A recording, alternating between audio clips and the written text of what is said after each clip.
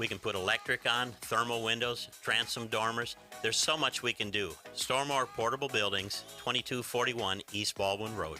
PCB Coins and Cards is the beach's premier hobby store for sports cards, coins, and trading card games. PCB Coins and Cards carries the largest selection of boxes and packs from the latest releases of brands like Topps, Panini, Leaf, and more. Looking for a specific player or team? PCB Coins and Cards has a wide assortment of raw and graded cards. They carry parallel, rookie, game used, and autograph cards in both modern and vintage. Have a collection you want to sell? Bring it in and let us take a look. We buy, sell, and trade. PCB Coins and Cards on Back Beach Road just east of Florida Linen. Call them today at 850-320-8388. Bay Handyman Services is your complete home services company. Their slogan is listen better, plan better, build better. Bay Handyman Services holds a 5-star rating, and they're a local company serving Bay and surrounding counties. They offer a wide variety of services, from simply hanging a picture to full house remodels. Bay Handyman Services provides 24/7 emergency services. Call them at 850-753-5014 or visit their website, bayhandymanservices.com. I'm NASCAR driver Bobby Labonte. At 200 miles per hour, many unseen dangers can arise in the blink of an eye. That's why we have spotters high above the track. They help drivers avoid trouble. Parents need to play the same role when it comes to kids and computers. As a parent, I know the internet can take kids to wonderful sites for learning, entertainment, and fun, but it can also lead to danger. Here are some safety tips. Keep the computer in a family area where you can see it. Proactively teach your children never to share personal information online. My turn. Become knowledgeable about signing on to websites, searching for information, and using email and instant messaging. Doing so will help you recognize potential dangers. Familiarize yourself with safer websites and post that list by your computer. Like our spotters, parents are best positioned to see the dangers kids could face online and to help them avoid them. Make a commitment to keeping kids safe online. A message from WebWise Kids and Ask.com. WGSX Lynn Haven, WTOT, W271VM Mariana. Powered by Pepsi. 102.1, 104.3, ESPN Northwest Florida. Transmission starts in 3, 2, 1. Broadcasting from the Rib Crib Radio Room. The Afternoon Underdogs are taking your calls live. 850-215-6290. 104.3 ESPN Northwest Florida. Welcome into the Rib Crib Radio Room. You guys are riding with the Afternoon Underdogs. It's 104.3 ESPN Northwest Florida, also 102.1 FM in the Mariana area. I'm just messing all kind of things up right now, man.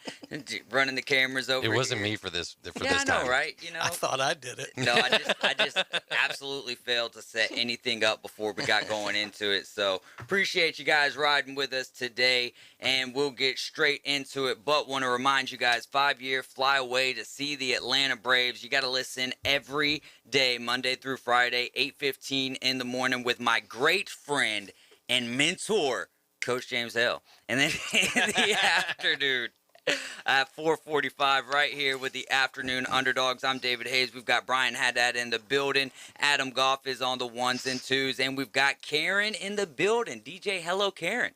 What's going on? She doesn't got a mic, but she is here with us. And it's a great day to be alive here. Now we'll get a hello quickly from Karen. What's going on, Karen? Hello, how are we doing today? We are doing fantastic. So great to have you in the building with us this afternoon. Now, let's get over to the Big 12 here. Mike Gundy, Coach Mike Gundy, He's a man. Old mullet man himself. He's a man. Yeah.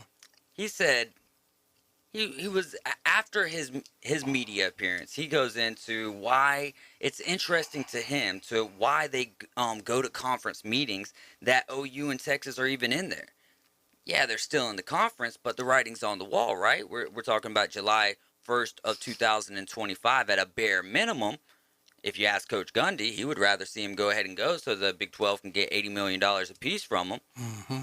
What do you guys, how do you break this down, Brian?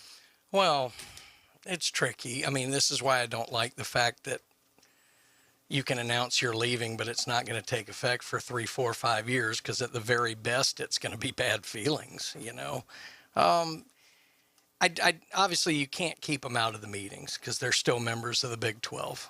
But I do understand, his reasoning, and especially if you're talking about long-term projected business decisions of the Big 12, you don't want someone in there who's going to be in another league or something. So it's a tough one. I have always thought that it would be 2023. I'm starting to think more now it'll be 24, but I don't believe it'll be 25. I think they'll be out a little bit early. But I don't know. I mean, I'm sure Gundy he's a little bothered. He's a little worried about what the future of the Big 12 is going to look like without those guys. He's, going to miss that rivalry. So I do understand it from Gundy's point, but you can't keep them out of the meetings. They're still actual members. They're still members of the Big 12. Well, okay, what you got on this, AG? I think Brian's right to a certain extent. Extent. But I feel like there needs to be like a line of demarcation here, right? There needs to be, okay, well, if we're dealing with this year and next year, Texas, Oklahoma, come That's on fine. in. If it's a vote situation, if they're bringing something to a vote and they're going to make an amendment to their constitution or whatever you call it, then fine, so be it. But if it's 3-4 years down the road, here's what we're thinking about doing in the Big 12, Texas, Oklahoma, get out. Yeah. You have no part in this. You have no vote in it. Right. We don't care what you think about it because you're gone. The divorce isn't final yet. We're separated, but the divorce isn't final. Y'all are leaving. So you all have no say in what we're doing from this point forward. Now, I will say that on the back end, if UCF and Cincinnati were at those meetings, I think they should be at those meetings. I don't know if they were or not, but I feel like they should be a part of those as well. So there is that on the other side. Oh man, we're just playing each side of the fence here. Well, now we're getting into what we think should happen versus what the lawyers are going to tell us can't happen. Yeah, And- Well, that's what sports radio is, No, though. that's right. I would agree with you. I don't think they should be involved in any long-term projected business decisions past 25. Mm-hmm. And I do think if the contracts are signed with Cincinnati and whoever's coming in, they should be involved just from a moral standpoint. Whether or not legally or based on their bylaws that can happen or not, I doubt it. But but again, it's why we shouldn't have these protracted. If I'm leaving, I'm leaving. I'm out. Yeah, I'm kind of right there with you. If I'm leaving, I'm leaving. I'm gone. I don't think that they should be in these meetings. Right. I mean, because what are they? Well, they shouldn't be in the league anymore. Right. They say they're leaving, leave. Right. They should be in the SEC. Right. They should be paying the $80 million. You made this decision. Now live with the financial obligation that you're going to be put up to. And to the flip side of that, with the Big 12, what is UCF, Cincinnati, BYU, Houston? What are they going to bring to the the All-American Athletic Conference in those meetings? Right? Nothing. So why not go to the Big 12? It makes a lot more sense that way, and it makes a lot more sense for the Big 12 just to, all right, look, we're going to give you the ultimatum now. But if the Big 12 were to be the one to do that, then that would, in a sense, I don't know what the legal obligations would be, but it would seem like maybe the Big 12 would be kicking themselves in the tail at that point. Well, we've talked about it a lot when we talk about the PGA and the LIV, but there's a little bit of jilted lover syndrome going on here because. I love that story though. But oh God, but it keeps writing itself though. You know, Dude, it keeps making me more angry. It's almost better than Major League Baseball on steroids. It's like what my mom used to watch soap operas, and that's what it's like. It's like watching a soap opera, but it's 35 to 50-year-old men, and they're all just nipping at each other. But some of to get it back to the conference part of it, because I don't know where we were going. Right. But you're right. But the jilted lover part of it is that it seems overly punitive, that they're just holding them up to try and make it hurt as much as possible financially, when what they ought to do is just say, look, obviously you're leaving early. The buyout was $80 million. Just give us $20 million and get out. Yeah. And fair. Let's do. I mean, that's what almost all negotiated deals are with lawyers in almost every walk of life. So get it done, get moving. SEC would love to have you. We'd love to be rid of you. Let's go. Yeah, I think that it would help speed the process up. Coach Manley said multiple times yesterday he thinks the SEC is staying put for now. Staying put for now. The most attractive options out there, Florida State and Clemson to him. I think that Miami's got to be in that conversation as well, just because of the market and for me, the rivalries that come with it. Because here's why. Here's why I say the rivalry part. because Mike Gundy goes on to say, what is the future of Bedlam? Or he was asked, what's the future of Bedlam? Till they're out of the Big 12. That's the future of Bedlam. And then after that, even though there's contracts run until 32, 34, 2032, 2035 almost, like, what's the future going to hold? So here's where it's tricky. Yeah, let's get into the trickiness of it. I don't know what Oklahoma state law is, but several states actually have legislative mandates that certain schools have to play each other. Louisville and Kentucky do. Correct. I think Alabama and Auburn had to do, or there was a threat of it. Yep. For a long time. I mean, there are some like that, so you do have to consider that. I don't believe Oklahoma has that, so it wouldn't kick in there. To your point about what Glenn said yesterday, I think he's right, provided the Big Ten is done. If Stanford or Notre Dame or several other schools start coming into the Big Ten, then I do think there have been a lot of informal conversations that have already happened between some ACC schools and the SEC. Even with UCLA and USC, I'm sure that there was some informal, even with Oklahoma and Texas. No, I know for a fact they've already happened. So my point is, I think they'll wait to see what the Big Ten does, because I do think ultimately right now, based in the landscape we're in, 16 is what the SEC wants to do. If the dynamic around them changes, they will change. Now, as to who you bring in, this is where it gets different. If it were a CBS negotiating this who has one game a week, you would want a Miami who brings a national name, or a Clemson, because you got one game a week and that game plays. People in Oregon will watch that game. Because it's ESPN and they're trying to fill out and think about the SEC network, ESPN2, ESPNU, whatever, they're looking at local markets because they're now interested in every week of that team. That's where North Carolina becomes more attractive, because that's a big state market that they're not in. Virginia, we had a caller this morning talk about they're close to D.C., 7th biggest market in the country. Those become more interesting when you're filling out the SEC network slots and the ESPN2s and U's and the Ocho. The Ocho. Well, that's the World Games up in Birmingham. But that's why it's a little bit different. So if you were looking at the one major game, the big national name, Miami market in and of itself, sure, it looks good. Clemson looks way better in terms of the big national spotlight than it does their local market, which the SEC already owns. Right. So you could say Florida and South Carolina are already somewhat SEC markets, whereas North Carolina and Virginia aren't. But Miami, Florida State, Clemson bring a not take. Virginia. And if I got to go out of one of the Virginia schools, I'm going with Virginia Tech all day. I get that the market plays a bigger role than the style of ball they play, but if there's a team who lines up with how the SEC plays better than some of the, in fact, I would take Virginia Tech, not market-wise again, but our county, all of those television sets down there, it's a no-brainer. The two weakest markets for the SEC in that are going to be Spartanburg, South Carolina, and Tallahassee, Florida. When you're dealing with those three markets. Now, obviously, they're better football teams. I agree with that, but don't you feel like when Florida State's big, that market's big, right? I mean, it grows. It grows. Well, Think about how many people are in Atlanta. They have a national brand. Exactly. They do. And so when they're not, it's kind of been dwindling a little bit, so people don't see it as well. But then, okay, the announcement comes. I feel like if they were to announce tomorrow Florida State's coming to the SEC, I feel like that gets more attention, maybe even of the major sports. Not as good in basketball.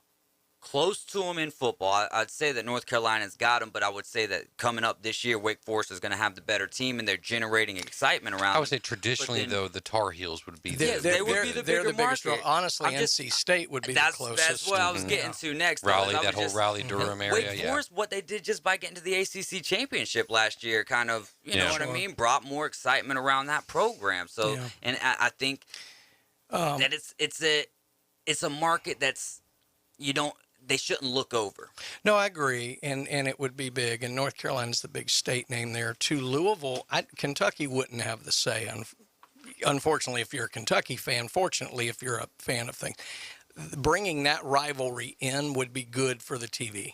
Oh, absolutely. And so I would love to see Louisville involved personally. I think that would be outstanding to have both sides of the state of Kentucky and that rivalry and that basketball market. And quite frankly, Louisville's been good in all three sports.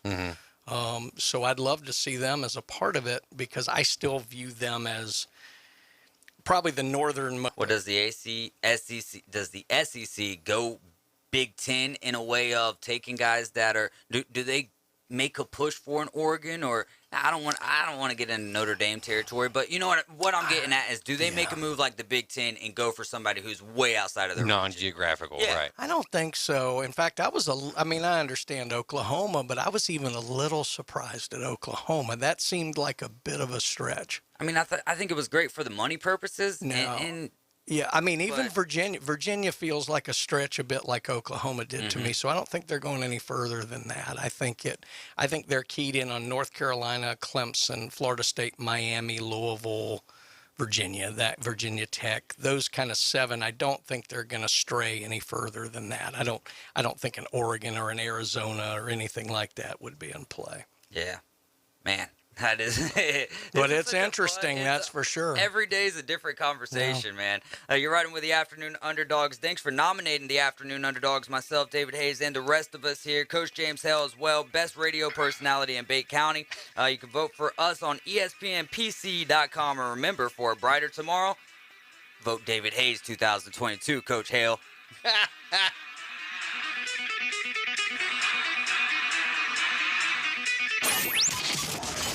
ESPN Northwest Florida. Here's what's happening. What's up, y'all? It's David Hayes from the Afternoon Underdogs. I'm stoked to be nominated as the best afternoon radio personality in the News Herald's Best of Bay. Show your support for live local radio and cast your vote now by going to ESPNPC.com. And remember, for a brighter tomorrow, vote David Hayes in 2022. Weather forecast for this afternoon: spotty showers and thunderstorms, partly to mostly cloudy, mid to upper 80s. Water temperature in the Gulf is 86. Southwest wind 10 to 15. Spotty showers and thunderstorms overnight in the mid to upper 70s. Those showers and thunderstorms will continue Thursday and Friday. This weather forecast has been brought to you by KHS and Associates, your source for affordable health insurance. For 104.3 and 102.1 ESPN Northwest Florida, I'm meteorologist Tim Root. Hi, I'm Kevin Shady with KHS and Associates. We represent private insurance providers using multiple nationwide PPO networks for pre-negotiated discounted rates and no copays, no co-insurance, and no DIM28, and provide us your zip code and the ages and gender of those to include. Call or text us at 502-386-1128. That's 502-386-1128. I'm Matt Glover with Aero Pest Service, and we are your family-owned and operated pest control company in Bay County since 1977. Did you know termites do more damage every year than fires, floods, and storms combined? And all they need is a width of a sheet of paper to get into your home. But I can tell you that it's completely preventable. You can protect the most valuable investment you have by calling us today. Give us a call today at Aero Pest Service, 850-874-1900.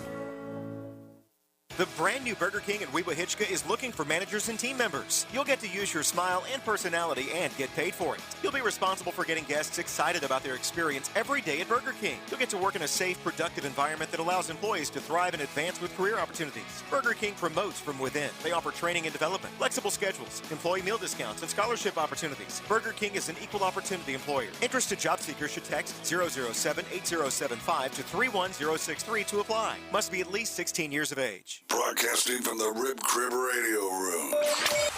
Listen weekday mornings to Coach Hale at 8:15 and the Afternoon Underdogs at 4:45 to win a prize pack and get qualified for the 5-year flyaway. Straightaway center field. What a missile. From 104.3 ESPN Northwest Florida. The coffee as much as I can. Welcome back into the Rib Crib Radio Room. You guys are riding with the Afternoon Underdogs. I'm David Hayes along with Brian Haddad. We've got Adam Goff carrying in the building, and we are rocking and rolling. I'm excited to find out how you to figure out how you guys are feeling about what the running back situation headed into 2022. It's going to be interesting. Derrick Henry, Jonathan Taylor absolutely lead the way. How do you guys have those set? 1 and 2. Derrick Henry, Jonathan Taylor. I'm a Titans guy, so myself, I'm going Derrick Henry. Could you imagine if Derrick Henry would have played a full year last year? Well, I wouldn't feel as good about him now if he had, because I do That's think, a good point. I do think that, yeah, he's injured. You don't want to be injured, and you do have the coming back from injury. But I do think with the amount of carries he's gotten the last 3 or 4 years, maybe a little time down wasn't a terrible thing for him coming into this year, because he did get a bit of a break. As a Titans fan, Which I am as well. No, yeah, right. I don't have a problem with that, because the writing is the writing's on the wall for every running back, right? There's not a big shelf life there, and he's done a lot in his time. However, but I would much rather have Jonathan Taylor as a number 1 right now, solely based off of the fact that Carson Wentz is no longer his quarterback and Matt Ryan is. That's an interesting way to look at it. I don't disagree. David, you and I have talked about this before. I mean, we got into it over, I would take Garoppolo over Tannehill every day of the week. Yeah. And I'm shocked that move hasn't been made. I think it's just because of, the $24.5 million y'all owe Tannehill? Tannehill's getting paid more than daggum Tom Brady is, man. Yeah, and cap hits have to be figured, because this is a team that's still in the playoff hunt. But, yeah, I don't love Tannehill at all. I think we've done everything we're going to do with him, but I would still just slightly lean Henry, just because I'm just more confident in him. He's done it when everybody's been locked in on him. Not to say they haven't stacked the box on Taylor, because they absolutely have.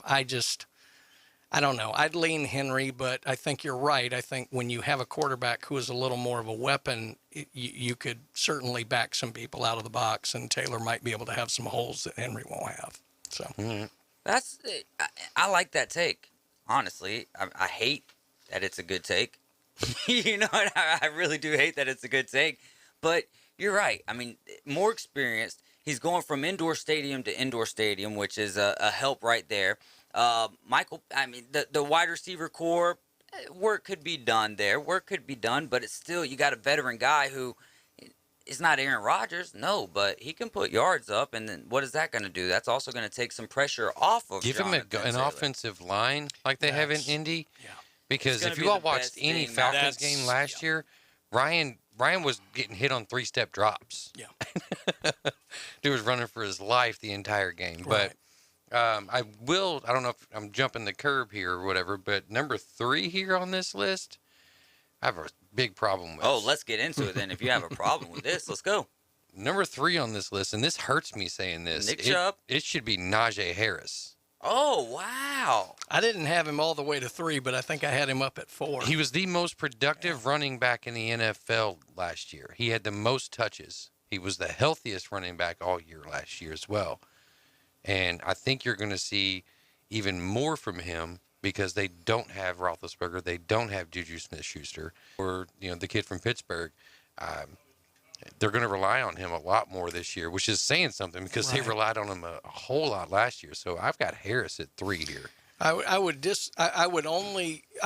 be worried about him purely if as a runner because of not having Roethlisberger and having questions at the quarterback position. But like you said, he's so good out of the backfield catching the ball that he is a weapon that a lot of the running backs in the league aren't. It is trending that way, which is good. But no, I had Harris moving up maybe to 4.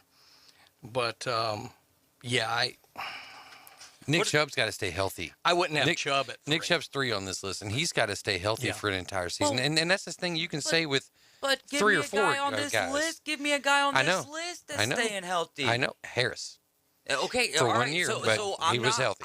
So that's why I put him at 3. My thing is that we can always have these flash in the pan guys. You know what I mean? Yeah. So you can be number 3 for 1 year, and the rankings are going to change next year. But so I'm with you on that. But Nick Chubb stays healthy or gets more yards than Dalvin Cook. Alvin Kamara, same way. Joe Mixon now, he finally jumped out last year. That's my 3. He was my 4. Mixon's my 4 in this one. Yeah, I think the confidence he's garnered, I like what they've done with that entire team. Obviously, Burrow's going to be more confident. Mixon's going to be more confident. That team is getting better. It's amazing to think we're talking about a team that made it to the Super Bowl and was right in it, but I think they're going to be better. I do too. And whether their record is or not, who knows? But I think they'll be a better team. And so I like Mixon at 3 here. I really do. I like that. It's so crazy because I have this slight bias against Joe Mixon. Oh, sure.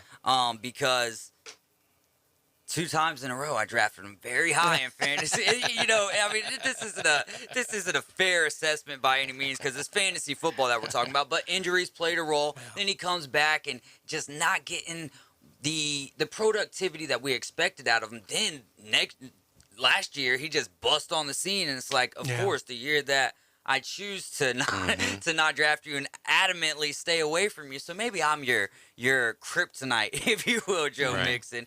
So yeah, I'm with that. I don't have a big problem with that. So I would actually go Joe Mixon, even though I think that at the end of 2022, I think that you're a lot more correct in the fact of Najee Harris will probably be number 3 going into next year, or at the end of 2022. I'd have Joe Mixon right behind him. How about this Dalvin Cook, Alvin Kamara? Do you flip flop those guys at say we're right now at 5? Who comes in at 5? Kamara's not old, but I'm almost worried he's on the tail end of his productivity. And it sounds weird to say. I'd go Cook, although obviously I've got durability concerns with Cook. Right. Cook is more talented to me right now. Kamara's a little more seasoned. I don't know. I don't have a great take on Kamara other than a feeling. I can't really explain it. I just have this feeling Kamara, we've seen the best we're going to see of him. I agree. Almost Ezekiel Elliott. In a way, yeah. It was like a part of him left when Breeze left. I think so. Right. I think so. And I think I just see a still productive but somewhat diminished player. And so maybe I'm judging him against what he was versus what against other running backs. But I'm not as high on Kamara as I would be on Cook. Well, and we don't know. I mean, is he going to get suspended any at all this year? With the altercation at the Pro Bowl. Right. That's definitely a huge factor in a season of suspensions that we're going to be talking about. I don't even want to go down that road. But Dalvin Cook's interesting just because, if I remember correctly, his injuries have been kind of freaky. Right, like weird, odd injuries for a running back. I agree, but there's been a bunch of them. Right, and that's the worry, obviously. But it's never been like, he's been running and there goes his hamstring and now he's out for 6 games. It's like he wears number 13 or something. He's just unlucky and plays on Fridays. Black cats run in front of him or something. I don't know what it is, but he's interesting in that offense because that offense will be potent again. This year. Agree completely. Would you have Nick Chubb above Dalvin Cook and Alvin Kamara? And then I want to get on my take on Kamara. No, and I go back to my previous point. If Jacoby Brissett is handing him the ball off, no. So for me, I would have Nick Chubb above them. I love what he's been able to do since he's been over there with the Browns, and I think that it helps when you have Kareem Hunt on the opposite side of you. For me, though, out of Dalvin Cook, Alvin Kamara, now the big caveat, like we mentioned, who knows what's going to be happening with him the next year. But like you said, I think that we've seen the best of Alvin Kamara because not anything.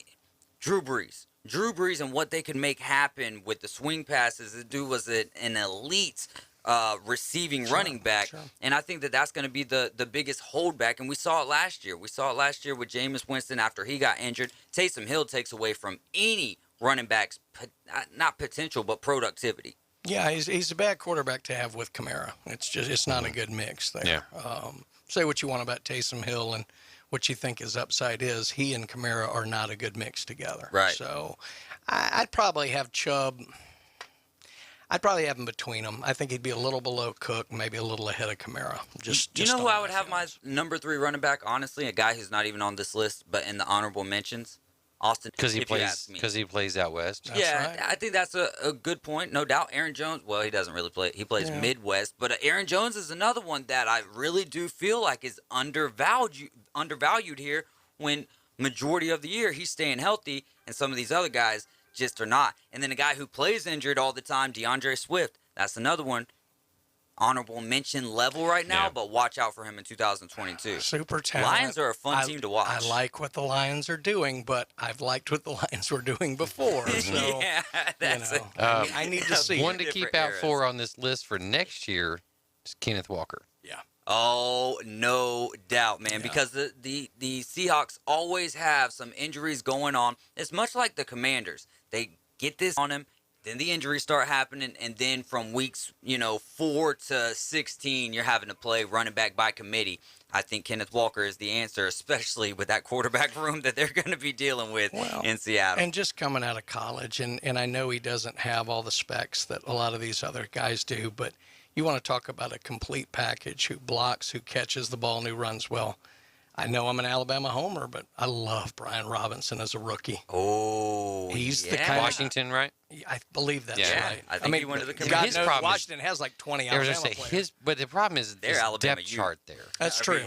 Depth chart there, and can he not only pass one, can he pass two running backs? He strikes me in the way Damian Harris did. He was one of those complete backs who it took him a couple of years in the league before he became the guy. And granted, I would have thought we'd have gotten more out of him, but, he kind of toiled, and then he was the guy in New England. If they can utilize him the way that the Patriots used Ramondre Stevenson, then I think that he could be a really, really good back. Or in a way that the Birmingham Stallions used Bo Scarborough. Hey, that guy's big in championship games. I wish he would have. I really liked Bo, though, and I wish he would have done better. There's a lot about Bo Scarborough I don't like, so it's hard. Really? Oh, God, yeah. Really? We'll talk about that. We'll talk about it. We got to get to. We see 21-year-olds at their worst on national television, so I should give people the benefit of the doubt. That's a good point. I don't. All right, we got to get to a break. You guys are riding with the Afternoon Underdogs. 850-215-6229 to give us a call or a text. ESPN Northwest Florida. It's the Dan Patrick Show. Crazy things happen when you go to the Jets. Look at the Jets situation right now with their quarterbacking situation. Zach Wilson, come on down. They wanted him to be mature, so maybe he's just hanging around some mature people there. Now I know why I went to BYU, the mascot. The Cougar? There you go. It's the Dan Patrick Show. Weekdays 9 to 11 on ESPN Northwest Florida. Is your mouth watering yet? We know that juicy, cheesy, grilled to perfection burger sounds amazing, but it does sound like something is missing. Pepsi, baby. The yin to this burger's yang. Burgers and Pepsi go together like burgers and Pepsi. This perfect blending of flavors makes every bite of lettuce, every sesame seed on the bun, and every sip of that crisp, refreshing, ice-cold cola a journey to Foodtopia. Hit me with the sound effects again. Ladies, gentlemen, if you're feeling the way I'm feeling, we should both go get us a piece of that cheesy, beefy perfection with a delicious, refreshing Pepsi. Burgers, better with Pepsi. That's what I like. Buffalo Rock Company in Panama City is currently accepting applications for delivery merchandisers, as well as other positions. Please apply online at buffalorock.com/careers. Buffalo Rock Company is an equal opportunity employer. It is Buffalo Rock Company policy to provide equal employment opportunities to all qualified applicants, without regard to race, color, religion, sex, sexual orientation, gender identity, national origin, age, protected veteran, or disabled status. Let's see. Diamond stud earrings for Marcy, Bulova watch for Tommy, tennis bracelet for Cassie, and Keith wants a 14-karat chain. Oh, and Hannah wants those white gold hoop earrings. Okay, guys, Santa gave me his list. He knows that Tracy's Fine Jewelry has the largest selection and lowest prices you'll find anywhere. We've stopped the cases, slashed the prices, and we're offering a free 6-month layaway on our entire jewelry selection. For a stress-free holiday, Tracy's Fine Jewelry, where Santa shops. Swampy Jack here. I've traveled the world for decades and brought my most exciting adventures to Panama City Beach. Encounter the 25-foot-tall Swamp Ape. This indoor scrambler ride is synchronized for a multimedia experience like you've never felt. Put the pedal to the metal, racing around the Marrakesh track in electric go-karts. Supercharge your cart with special power-ups for extra speed or to sabotage opponents. And if you're hungry, grab a meal at Swampy's Cantina or enjoy an ice-cold beer. This and more at Swampy Jack's. Ellis Agency Insurance has been serving Panama City and Bay County for years. They offer a full line of affordable insurance coverage of all types. Many people are attracted to Ellis Agency Insurance because of their friendly, knowledgeable staff. Call independent agent Johnny Ellis for a true comparison of your personal or business insurance. Ellis Agency Insurance at the Old Cullen Insurance location, 1134 Harrison Avenue, across from Dandy Donuts in Delhi. Call 763-1627. Broadcasting from the Rib Crib Radio Room. Listen weekday mornings to Coach Hale at 8:15 and the Afternoon Underdogs at 4:45 to win a prize pack and get qualified for the 5-year flyaway. Straightaway Straightaway center field. What a missile. From 104.3 ESPN Northwest Florida. And we're back inside the Rib Crib Radio Room. We were just getting over our top 10 running backs going into the NFL. I'm sure that we'll have another get back into that either later in this show or maybe Friday, this coming Friday. 5:15 today, we've got Tom Mueller coming in with PCB Coins and Cards. I've already seen him once today. Have you? Oh, yeah. You've already been on the PCB Sports Cards on Whatnot. I mean, me and Caveman went out to check him out. I missed you by like a minute, I think. By a minute, man. I ended up getting me some Alabama cards, and one of those guys was none other than Bo Scarborough. Of course it was. His one NFL card. That wasn't even an NFL card. I got them all on the Somebody will pick him up this year based on what he just did in the USFL. I do believe that at some point this year somebody will pick him up. I don't want to just totally derail us here. Did you get the phone? Do we got somebody on the line? Okay, I missed it. So whoever you were, call back. Yeah, Please. give us a call, 850-215-6290. What do you think the USFL, do you think that they have a complete year two, especially if they move back into, or not back into, but rather go into their own home fields and stuff?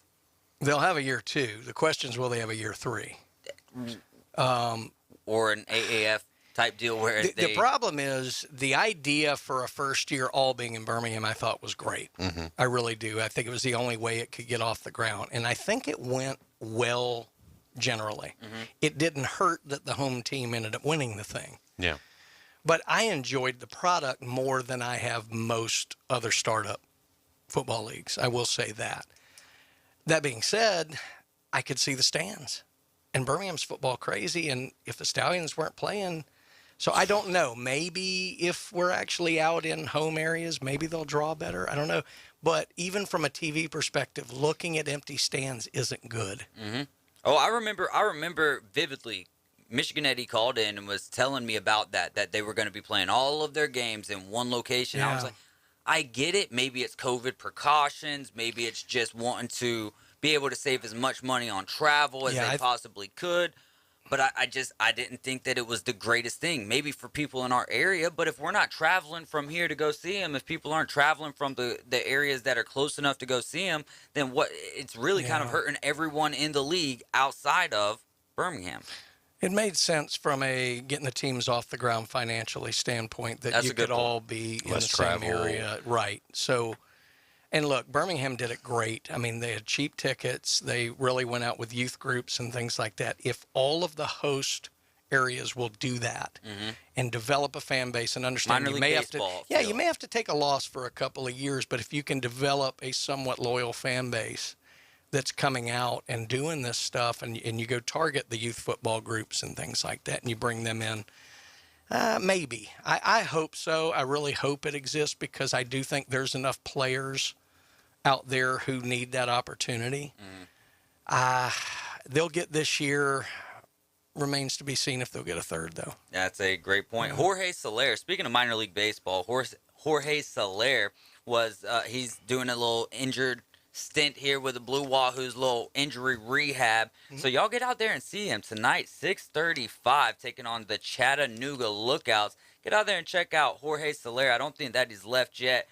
So that could be a great opportunity for all Braves of my legend listeners. Jorge Soler, right? Well, he's with the Marlins now, but very much a legendary home run in the World Series. You'll always love him. Yeah. He's a legend for you. No That's doubt. all that matters, right? You know. World Series MVP? Come on. Because of World Series MVP. Give him the Freddie. Give him the Freddie treatment. I love him, but I'm going to boo him. That's what it so should be. Though. I disagree with that. I disagree with that because it's such a different I get he was not the long-term guy. Yeah. But you have to boo him. He's not with the Braves. You have to boo him. I disagree. No, it's a rule. He's playing with the Marlins. If he were playing with the Dodgers or the Mets, but think about that, or the though. Phillies. So you're saying just be ambivalent like the Miami fans are. Right. Okay. Well, I'm just saying, like, if he played on the Reds, you wouldn't boo him because the Reds aren't doing anything. I don't know. I hate the Reds. So why do you hate the Reds? I think growing up, in that because we were so good. I didn't like the '90 team. Why? I just didn't like them. I don't know what it was. It was just wire to wire, baby. I don't know. I just didn't like them. I mean, I've grew to like Rob Dibble later. I didn't like him at the time. Right. I mean, I get that. Look, at that age, fiery. the A's were cool. Mm-hmm. Now, looking back on it now, I would love the Reds over the A's because they played better baseball. The A's were flash. Yeah. But at that age, that was what interested me, was the flash. So I didn't like that they came in and stomped the A's. dismantled them, Oh, yes. it was a brutal beatdown. Yeah. Jose Rijo and that whole group, it was brutal. But no, I didn't like them. No love for Barry Larkin either. That's my dude. I do like Barry Larkin. Okay. And some of when I was like Barry? when I was first coming of age, I did like the Johnny Bench, Joe Morgan, Dave Concepcion, Pete Rose, that kind of. Well, Pete was more with the Phillies by the time I had started watching, but certainly that Tony Perez, those guys were great. But I just didn't like that next iteration of the Reds, the Tom Brownings and the Jose Rijos, and Barry was fine, but I don't know. See, my thing with going back to the Freddie and Jorge Soler is there's most of the players that come through the franchises that I root for, they don't stay for a long time. Indiana Pacers, Tennessee Titans, really, you know what I mean? No, I get it. There's not too many guys who don't come and at least when they do go, it's just because the career's kind of pretty much over. But with Freddie, it's not even as much hate as it is. It's just kind of fun to be able to finally have someone to do this with. And if it was anyone other than the Dodgers and the Yankees, there would be no disdain at all. That's what I said from the beginning. Dodgers, Yankees, I'm writing it off. It is what it is. It wasn't Maybe as, Astros as It well. wasn't as big a rivalry, but the way you feel about Freddie Freeman would be the way I felt about Dale Murphy when he ended up going to the Phillies. Yeah. And I love Dale Murphy. I will always love Dale Murphy. How he's not in the Hall, I'll never understand. But if he laced him up for the Phillies today against the Braves, I'd boo him. Yeah. See, and I have fun with that. With Jorge Soler, I mean, yeah, huge home run, no doubt. Huge series, huge World Series. And that was great for the Atlanta Braves to be able to win the World Series. So, yeah, I don't have any, I won't boo him, but I'm not also going to be like when he stands up to bat, woo, Soler's here. Like, no, man, it's just like, I'll cheer for you when you get out.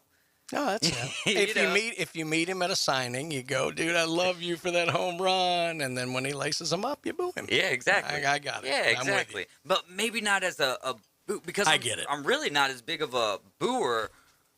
I boo the other team, period. So yeah, I There you guess go. actually, yeah, I am pretty much a booer. I love helping our, especially whatever section that you're sitting in. You got to be if they're being lame, you got to be the quote unquote cheerleader at that point. And You got to be the group leader. Yeah, exactly. So you got to put the onus on yourself. Whichever way. Okay. Whichever way it's got to go. We're not going to have time here to How much liquid courage are we talking about here? Ah, man, I'm not rich, bro. So Yeah, okay, I got you. Those things, they ain't too cheap when it comes to ball games. I mean, talk about $9 a pop, pretty much. Right. So it doesn't take very much. It's not the liquid courage that is helping that out. I think that I do gain energy from being around random people sometimes. You know what I mean? No, I like do. and like you said, kind of being the group leader of teaching these guys, not even teaching, but just, hey, no, we don't just, not everything is about participation trophies and clapping and making everybody happy. No, he sucks. He sucks. It's the fun shared experience of that with people that Yeah. you don't know actually that makes it interesting, and because you always like the guy who has the funny, witty one-liner or something like that. Yeah. Or Versus the Vanderbilt guy. Yes, exactly. Well, the Vanderbilt guy is already leaving after the first quarter, but yeah. Unless it's baseball, then he's whistling that's all game true. long. The Vanderbilt whistler. I wish he was like their football fans and did the "That's all right, that's okay, you're going to work for us someday" chant and left. But All right, you know what it means when you hear that sound. It's time to start calling in, and we are going to be getting into the 5-year flyaway to see the Atlanta Braves. One caller number 5 is going to be getting a guest, or is going to be getting 2 seats to a Braves game, 2 round-trip flights, hotel, Uber cards, spending cash. Caller 5 coming up now.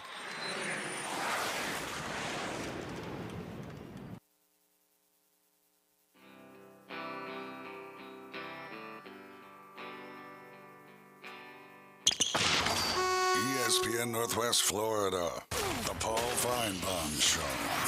And I hope you have mentioned that you had the greatest idea for a trophy game in the history of trophy games. For those who don't know, Braden has long endorsed the idea of Michigan and Wisconsin playing every year for the right to control the Upper Peninsula. And I think it is the most brilliant trophy game idea in the history of college football. The Paul Feinbaum Show, weekdays 6 to 10 on 102.1 and 104.3 ESPN Northwest Florida. Hi, this is Coach James Hale.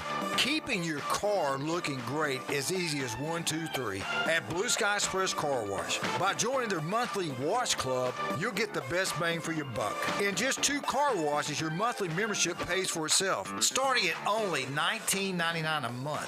What are you waiting for? Become a member today at Blue Sky Express Car Wash on Back Beach Road next to Home Depot. Tell them Coach Hale sent you. As a realtor, it's important who you choose as your title company. May we suggest South Oak Title? Their offices are modern, comfortable, and state-of-the-art. South Oak Title can close transactions in any location in Florida, Alabama, and Tennessee. Their free mobile app allows realtors to deliver a net sheet in seconds. They provide mobile closing services to accommodate buyers and sellers. Their offices are beautifully decorated, state-of-the-art, complete, safe, and secure. South Oak Title, creating a better title and closing experience through technology and tailored service. Visit them online at southoaktitle.com. Earthworks of Northwest Florida knows it's a perfect time for you to update your home. Whether it's routine touch-ups or a new look, Earthworks has just what you need. Sand, stone, mulch, and gravel, pickup or delivery. Visit earthworks.com and request a quote. Discover your dream landscape with Earthworks of Northwest Florida. Love the land you live on. Earthworks of Northwest Florida, 2005 Industrial Drive. Living on the Gulf Coast, we have beautiful beaches, clear water, and amazing marine life. Want to bring a piece of the ocean into your home or office with an amazing aquarium? Gulf Coast Aquarium, the area's only certified platinum CCHEM dealer. Their staff are all certified CCHEM specialists. Gulf Coast Aquarium can install, design, maintain, and finance your own piece of the Gulf. Gulf Coast Aquarium, powered by CCHEM, with over 40 years as a U.S.-based manufacturer of quality aquarium products. Online at gulfcoastaquarium.com. Gulf Coast Aquarium, where it's more than just a tank. Broadcasting from the Rib Crib Radio Room. Listen weekday mornings to Coach Hale at 8:15 and the Afternoon Underdogs at 4:45 to win a prize pack and get qualified for the 5-year flyaway. Straightaway center field. What a missile. From 104.3 ESPN Northwest Florida. Welcome back into the Rib Crib Radio Room. Man, it's time for the 5-year flyaway. Cannot wait to give away some great seats here for a listener and a guest. 2 seats to a great Braves game, or great seats to a Braves game. 2 round-trip flights, hotel, and Uber card, spin the cash. You got to listen weekdays at 8:45 with Coach Hale and 5:15. Wait.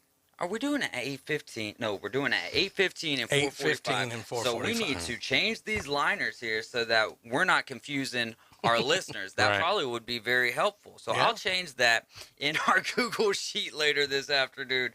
So 8:15 in the morning and 4:45 in the afternoon. Sometimes I get on autopilot and just...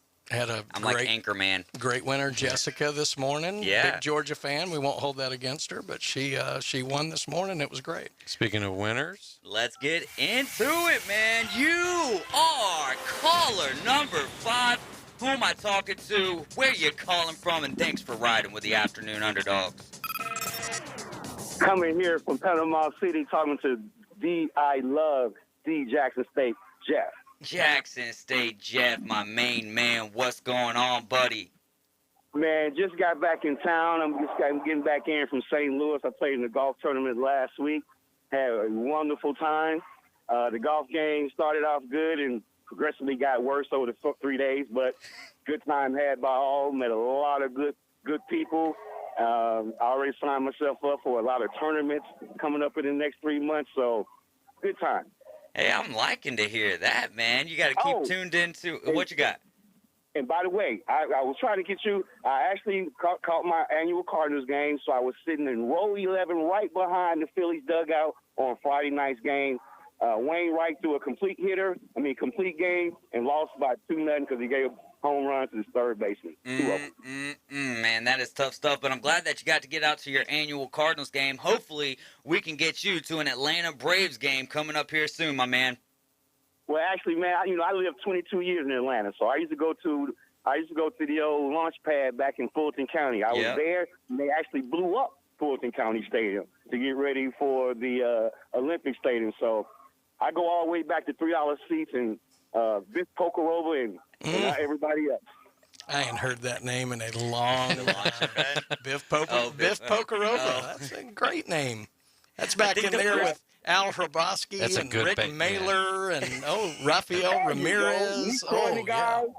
Washington and all my man Hubbard. Claudel Washington. Oh, yeah. Man, I need to go back and watch some documentaries on That's them guys. before you were born. Yeah, before I was thought about it, if we're being honest.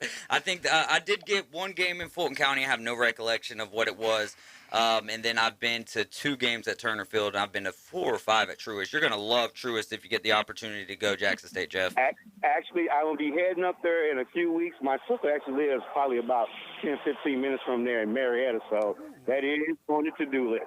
Well, on top of being entered to win the 5-year flyaway, you also got a Rudy's gift card to Rudy's Barbecue and a 12-pack of Buffalo Rock, my friend.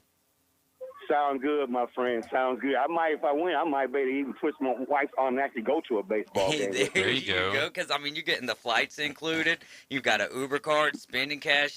This is a fan's dream. I feel like I'm watching a baseball game, and during the commercials, they're talking about coming to check out the Field of Dreams and operating the scoreboard manually and all that stuff. Hey, Jackson State, we'll holler at you later. I can't wait for you to get me all caught up on what's going on with Dion and the gang. Hey, I got a bunch, man.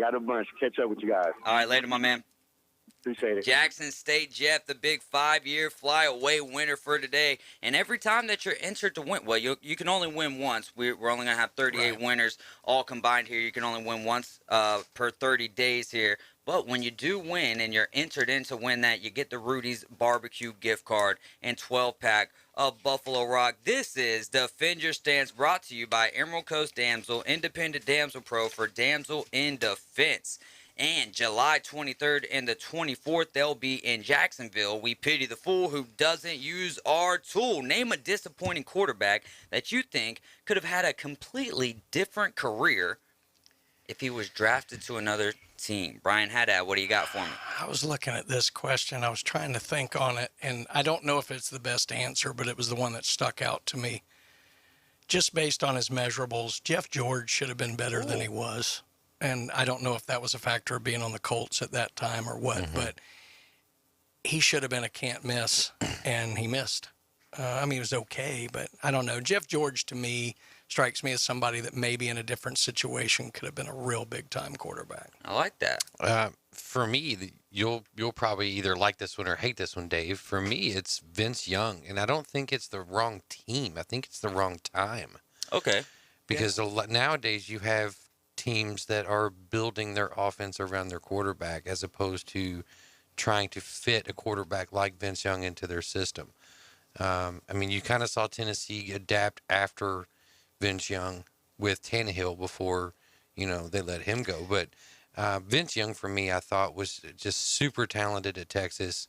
I thought his game would translate, but I just didn't feel like he was, a Titans fan for that. But I think it might have actually been the team, because so much of what messed up his head was the inner turmoil between Bud Adams and Jeff Fisher about Fisher never wanted him, Bud did. And Vince was always caught in the middle of that stuff. And I don't know that he would have dealt with that on any other team. And the league was starting to trend more to guys with Vince Young's skill set at that time. So I don't know. It may have been more the team than what you're saying, but I agree. He's one I should have thought of, because what a talent. Yeah. But he just, he led the Titans to the playoffs. He was a good quarterback, but his head was so messed up because constantly every year your head coach is basically telling everyone who'll listen he doesn't want you. Well, and that's the thing that I think is so crazy about it. Jamarcus Russell, if you think about it too. Like if he was in a different position with certain coaches giving was lazy. Yeah, but Vince. The problem with Vince though is that Vince did have the head game before all that stuff with Fisher. That's why I think it's a team. Because Vince was that was one of his, the intangibles, the immeasurables. That was the thing about Vince is his composure and the way he the way he acts on the field and off the field, and his leadership, and then all that happens. It took a few years for it to fall apart with Vince Young. It really did. Yeah, well, because he got him back into the playoff run. Yeah. I remember one of the biggest games that stands out to me of his entire career was when they were down 21, I think, to the Giants, and then brought him back there. So that's a great one. Caveman Rick said David Carr because of O-line. I've got another one, but it's not – his career was not disappointing. The way that it ended was disappointing. And if they had a better offensive line, kind of like the situation with David Carr, Andrew Luck would still be playing in the league if they had a good offensive line when they first started. But he wasn't a disappointing quarterback. Yeah, those 5'7" wide receivers, they don't block defensive linemen very well because they had a bevy of them. Until last year, you could have said Matthew Stafford. Man. True. I mean, granted, he was still putting up great numbers, but he never reached, obviously, what we saw he could reach when he was just with a functional organization. That's a really good point. Do you think it would have ever, and I never got to watch Ryan Leaf, but could have it been the team, like had all the draft stuff didn't play out? The draft stuff's what messed up Leaf's head. I think that run through the draft when people were legitimately saying he should be taken over Peyton Manning, I think that's what created the monster Leaf became. That's a great take as always, man. Congrats to Jackson State Jet for winning the 5-year flyaway for the day. And coming up, we're going to find out what Sam Peebles thinks about the Braves wearing gold jerseys in the middle of the year for one game of a series. We'll be right back.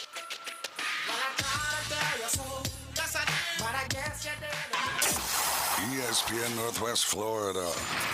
College football is now, in every way that matters, a professional sport. Quarterbacks are signing six-figure endorsement deals. That's the definition of professional, right? Like it, don't like it, doesn't matter. Good or bad, doesn't matter. That's what's happening. College sports are now just another element of professional sports, just a different division, a different league. Greeny, weekdays 2 to 4, ESPN Northwest Florida. Weather forecast for this afternoon: spotty showers and thunderstorms, partly to mostly cloudy, mid to upper 80s. Water temperature in the Gulf is 86. Southwest wind 10 to 15. Spotty showers and thunderstorms overnight in the mid to upper 70s. Those showers and thunderstorms will continue Thursday and Friday. This weather forecast has been brought to you by Earthworks of Northwest Florida. For 104.3 and 102.1 ESPN Northwest Florida, I'm meteorologist Tim Root. The brand new Burger King in Weewa Hitchka is looking for managers and team members. You'll get to use your smile and personality and get paid for it. You'll be responsible for getting guests excited about their experience every day at Burger King. You'll get to work in a safe, productive environment that allows employees to thrive and advance with career opportunities. Burger King promotes from within. They offer training and development, flexible schedules, employee meal discounts, and scholarship opportunities. Burger King is an equal opportunity employer. Interested job seekers should text 007-8075 to 31063 to apply. Must be at least 16 years of age. 104.3 ESPN Northwest Florida are proud members of the Panama City Beach Chamber. We'd like to welcome the newest members to the Beach Chamber. Chastity's Cleaning, Bowden Plumbing and Electrical, The Grout Doctor, ISO League, and Havana Night Restaurant and Bakery. Congratulations from the area's only sports radio station, 104.3 ESPN Northwest Florida. WGSX Lynn Haven, WTOT, W271DM Mariana, Powered by Pepsi, 104.3 ESPN Northwest Florida.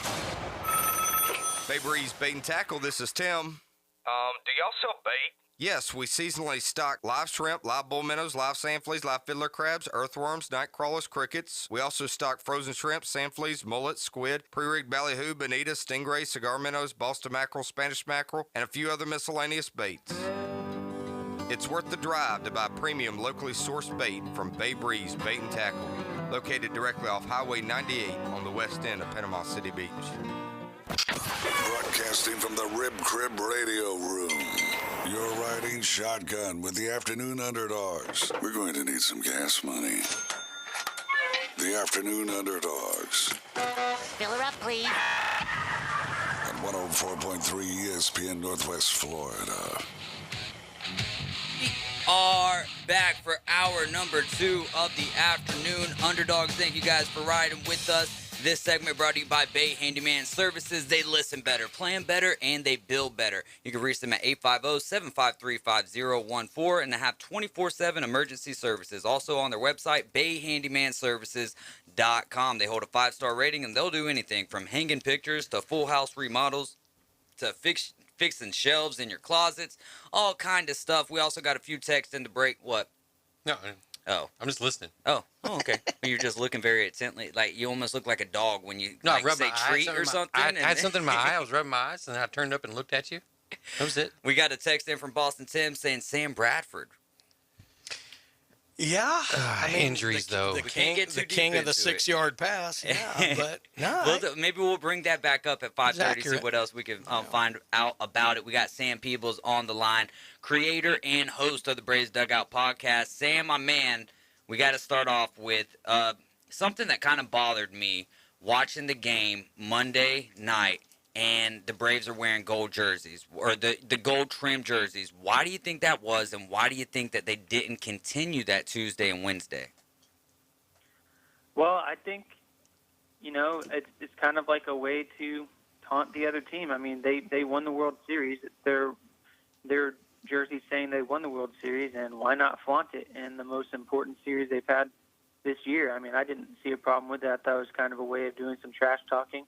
Of course, it backfired a little bit, but I mean, hey, if you got it, flaunt it, right? So they earned it, and they did it. That's a very fair assessment, and I knew that you would be level-headed with it. Me, myself, when I saw him first inning, I'm like, no, I don't think that this is what we do at this point. You know what I mean? Like, maybe if we're still down 9.5 games, why not? Like, hey, we're still the World Series champs, but I mean, they didn't put like gold streamers on the ends of their bats. No, but it's one of those things that you kind of open this. In my opinion, when you win the World Series the World Series, you wear those gold jerseys for maybe your first month or your first like couple of homestands or something like that, and then outside of that, put those things away till you win again.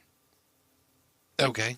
That is my opinion. I'm not running the Braves uniforms and what they're wearing. They're allowed to do whatever they want. I'm just giving you my take on that. What did you take away from this series, though, Sam? Taking a 7-3 loss today, but in the first and second games, or what did you take away from that?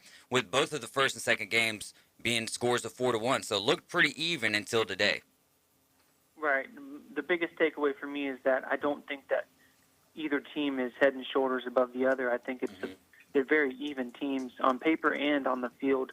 One thing that was surprising to me is just how absolutely dominant the Mets pitching is, even without Jacob deGrom, which is kind of concerning going forward, especially if the Braves have to meet the Mets in the postseason at some point.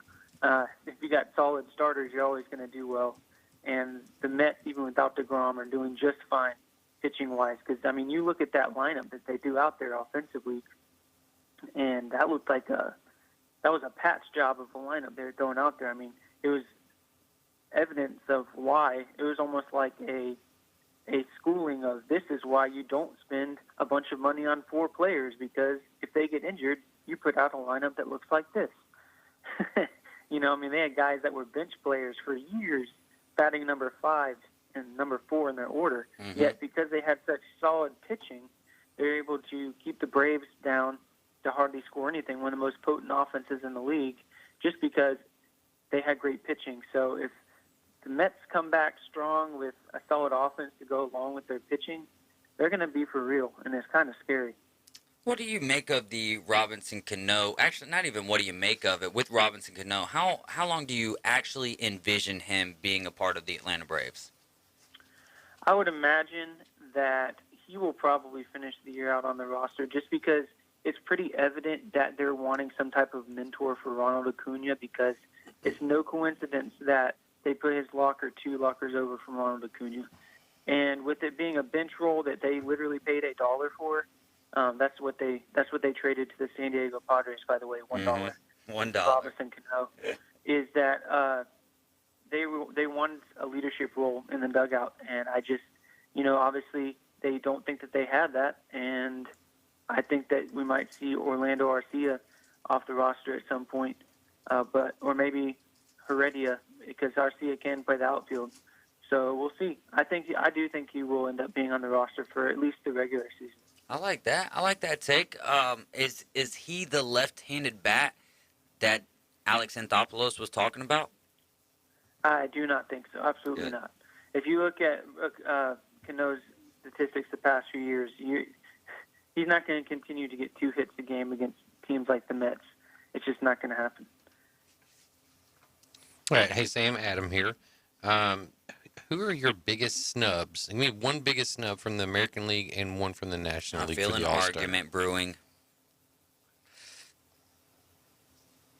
Sam? Biggest snubs.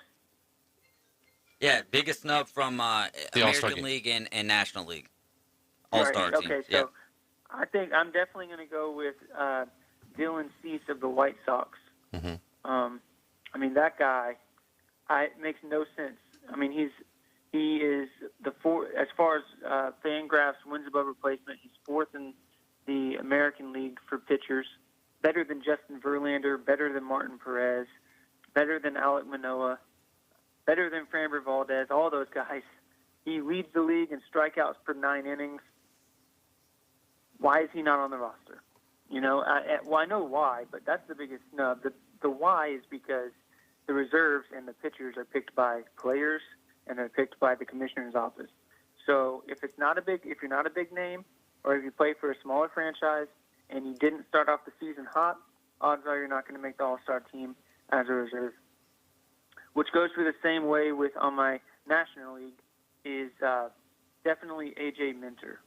You know, he's, as far as Major League Baseball goes, he's been the 5th best reliever in all of Major League Baseball, the 3rd best in the National League.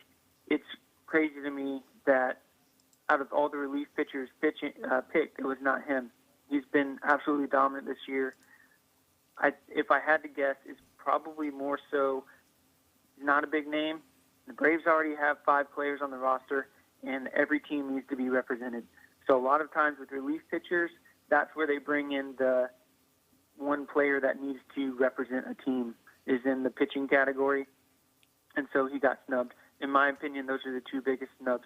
People can argue Austin Riley, he'll probably make the All-Star team as a reserve. But when you got Manny Machado and Nolan Arenado ahead of you, the reason Austin Riley didn't make the All-Star team is because he plays third base, not because he wasn't an All-Star level talent. He just happened to play in the position that has the strongest players this year, and he was never really going to be selected anyways. So why did you think there was going to be an argument, Dave, with you? Do you think Brandon Drury? No, Brandon Drury is not my biggest snub for the NL. I mean, I wanted him on the team, and I feel like he deserves it. But the biggest snub in the National League is Will Smith. Okay. He's the #1 catcher offensively in baseball. Why is he not on the National League roster? And why is Contreras on there from the Cubs? It makes no sense whatsoever. Well, what's your Contreras go ahead, Sam. Contreras is definitely the #1 catcher offensively this year. Will Smith is #2, but Contreras is by far #1. So there you have it right there. Yeah, it's an opinion. No, I don't think that's No, an it's not. opinion. He doesn't. Sam doesn't deal in opinions. Wilson Contreras leads all National League catchers with 2.6 wins above replacement, and Will Smith has 2.2. It's pretty easy math. Wilson Contreras has a better batting average. You Wilson messed Contreras up, has a better AG. on-base percentage. He has a better slugging percentage. He has a better runs created plus. He has a better expected weighted on base average. All across the board, Wilson Contreras is hands down the best offensive catcher this year. Will Smith is by far the second best, but by far Wilson Contreras is #1. I mean, that's why I said there's a way of looking at analytics these days, and guys who get it, and then guys like me and AG still kind of living in the past and trying to work our way into the future. Okay. AG's got a retort here, Yeah. but let's see what it is. All right, so granted, he's hitting 250 versus 304, but he's got a lot more at bats than Contreras does. Only 19 plate appearances more. Right. So they're both hitting. So they're both hitting How's that shovel 255. feel, AG? Well, they're both hitting 255, but I mean, he's got more No, they're not. RBIs. Contreras is hitting 266, and Will Smith is hitting 261. I mean, I've got the stats right here from ESPN in front of me. I'm looking at it. ESPN, please. I mean, Will Smith has 38 I'll RBIs. take Sam Contreras over has that. 21. 94 total bases for Will Smith versus 81. All right, we got to talk about the Braves here a little bit more. Sam, we'll continue this on Twitter. When you're in a hole, stop digging. I'm not in a hole. I'll say from this side of the table, I feel like you're in a hole a little bit just because. Read the stats. I'll go back and look at the stats. Also, I got a pretty big inkling that Sam's been reading the stats a lot as well for the podcast that he does. Give me a starting pitcher, Sam, that you don't want the Braves to trade for, and then also on top of that, give me one that you would like to see them make a move for. I would not like to see the Braves go after Jose Quintana of the Pirates. I mean, he's an obvious trade candidate with a low ERA, which is where a lot of fans or people like to look at. Is right off the bat, you look at the ERA. He's got 3.59 this year, which is pretty solid. But the Braves are in a position to where they don't need a starting pitcher. A starting pitcher would be a luxury. And I would not go after him because when you trade for someone, you trade for the value that they bring you in the future. And when you look at his expectancy stats, he's in the bottom 34% in expected ERA, the bottom 22% in expected batting average, the bottom 36% in expected slugging percentage against. All of the things that matter show that he is going to regress, and he's going to regress hard. So that's not the type of guy the Braves want to go after. Quick little sidebar. Where do you get your stats from, Sam? Oh, all over the internet, man. Okay. See, Fangraphs, Baseball Reference, StatCast, ESPN, whatever. Would you want to see the Braves go after Luis Castillo? I don't think so, just simply because he's a big name and there's going to be a lot of teams bidding for him. That's just not Alex Anthopoulos' mode of operation. Is he worth picking up? Absolutely. I just don't see it happening because the Braves would have to pay a lot. The other teams will be willing to pay more than the Braves will in prospect capital. I do want to get into the home run derby just because it's going to be happening probably before I can get Sam back on the air with us, and this is one of Sam's all-time favorite events. And we'll dig. No, you're good. I just wanted to find out. Oh yeah, no doubt. And no, I like that, but I was saying this Will Smith, Wilson Contreras. We can continue that on Twitter. I don't want to say I'm taking sides, but I'm on the side with the guy who's on the phone right now. That's fine. Hey, but Sam, who do you think rounds out the home run derby? We have gotten news today that Julio Rodriguez is joining the Phenom with the Seattle Mariners. But do you think Polar Bear Pete can tie Ken Griffey, who has the most home run derby wins, with a three-peat? I would say with the current field that they have, that's a very real possibility because people like Aaron Judge already said that he's not going to participate. And so it's really going to hinge on is Giancarlo Stanton going to join. If not, I think Polar Bear has a huge advantage here. I do think as far as rounding it out, there's only 2 spots left. They already have 5 guys from the National League, so they're probably going to be pushing really hard for American League guys. But when it comes to the last 2 spots, it's really more so who's going to say yes rather than who they're trying to get at this point. It's typically what happens because it's not. We're long gone are the days of all the best home run hitters coming and try to prove that they're the best home run hitter. It doesn't really happen anymore, unfortunately. Hey, Sam, man, thanks so much for your time. We actually have got the mayor on the line, so we're going to go ahead and end this segment. Y'all guys go check out the creator and host. Go check out the Braves Dugout podcast and also Fansided MLB, Tomahawk Take, man. Sam Peebles, you do a fantastic job. Sam, thanks so much for your time, my man. Absolutely, thanks. Yes, sir. And vote for him, Best of Bay. Vote for me, Best of Bay. Vote for Coach Hale. Just make us top 3. The other guys, that's what they are. The other guys. We've got the mayor of Panama City on with us, and Greg Brudnicki. Hey, Mayor, how's it going? Greg, you there? You're going to have line 2. Well, it doesn't look like we got him. Call back. Yep, give us a call back. We're going to go ahead and head to our next segment here. You guys are riding with the Afternoon Underdogs. It's 104.3 ESPN Northwest Florida. Give us a few. We'll be right back with Todd Mueller. ESPN Northwest Florida. It's the Coach James Hale Show. This is Coach James Hale asking you for your vote for the honor of the Best of Bay radio personality. Voting runs July 1st through July 18th. Go to the News Herald and vote. And remember, I know where you live. The Coach James Hale Show. Weekday mornings 7 to 9. ESPN Northwest Florida. Weather forecast for this afternoon. Spotty showers and thunderstorms, partly to mostly cloudy. Mid to upper 80s. Water temperature in the Gulf is 86. Southwest wind 10 to 15. Spotty showers and thunderstorms overnight in the mid to upper 70s. Those showers and thunderstorms will continue Thursday and Friday. This weather forecast has been brought to you by Mid-South Lumber, the best little lumber yard in Panama City. For 104.3 and 102.1 ESPN Northwest Florida, I'm meteorologist Tim Root. Hear that? That's the plumpest, juiciest hot dogs you've ever seen getting their grill on. But we both know what'll make it sound even better. Oh yeah, it's a Pepsi to go with your hot dog. Because when you're chomping on America's favorite meal, relish, mustard, and onions perfectly blending into a crescendo of flavor, there's only one thing that makes everything about that moment better. A cold, refreshing Pepsi. One mouth-watering sip is all it takes to make this whole experience go from pretty good to jaw-droppingly, table-poundingly incredible. Don't believe me? Just listen. See what I mean? It's like music to my ears. And if you'll excuse me, I have a date with the two most beautiful things I've ever seen or heard. Hot dogs. Better with Pepsi. That's what I like. Buffalo Rock Company in Panama City is currently accepting applications for delivery merchandisers, as well as other positions. Please apply online at buffalorock.com/careers. Buffalo Rock Company is an equal opportunity employer. It is Buffalo Rock Company policy to provide equal employment opportunities to all qualified applicants, without regard to race, color, religion, sex, sexual orientation, gender identity, national origin, age, protected veteran, or disabled status. Hi, I'm Kevin Shady with KHS & Associates. We represent private insurance providers using multiple nationwide PPO networks for pre-negotiated discounted rates and no co-pays, no co-insurance, and no deductibles. If you're interested in a quote, give us a call or text 502-386-1128 and provide us your zip code and the ages and gender of those to include. Call or text us at 502-386-1128. That's 502-386-1128. The Real Fishing Report. It's expert insider information from Tim at Bay Breeze Bait and Tackle. What's biting? What bait to use? Where to cast? And now, the Real Fishing Report on 104.3 ESPN Northwest Florida. Welcome back into the Rib Crib Radio Room. You guys are riding with the Afternoon Underdogs. I'm David Hayes. We've got Brian Haddad in the building. AG's on the board. Karen, as well as Todd Mueller. We also have the mayor on the line.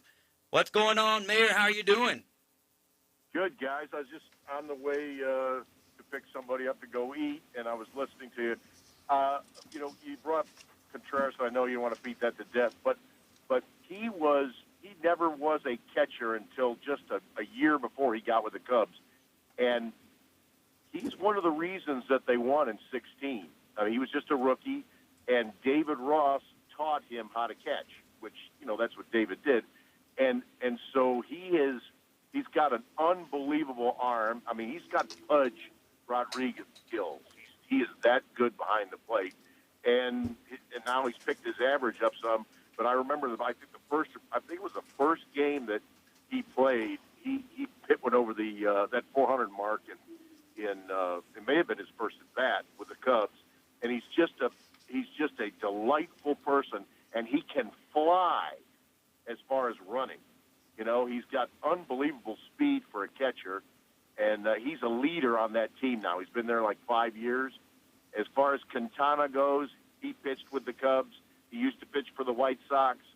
I think he's gassed out, and you're right. They don't need to get him because he throws just fat enough to get him in trouble. Yeah, there's got to be a soft spot there for the Cubs fans here with Wilson Contreras, right? Because you lost Rizzo, Baez, Chris Bryant. The writing's on the wall. Wilson Contreras has either moved this year or next year, more than likely. What do you think about that, Mayor?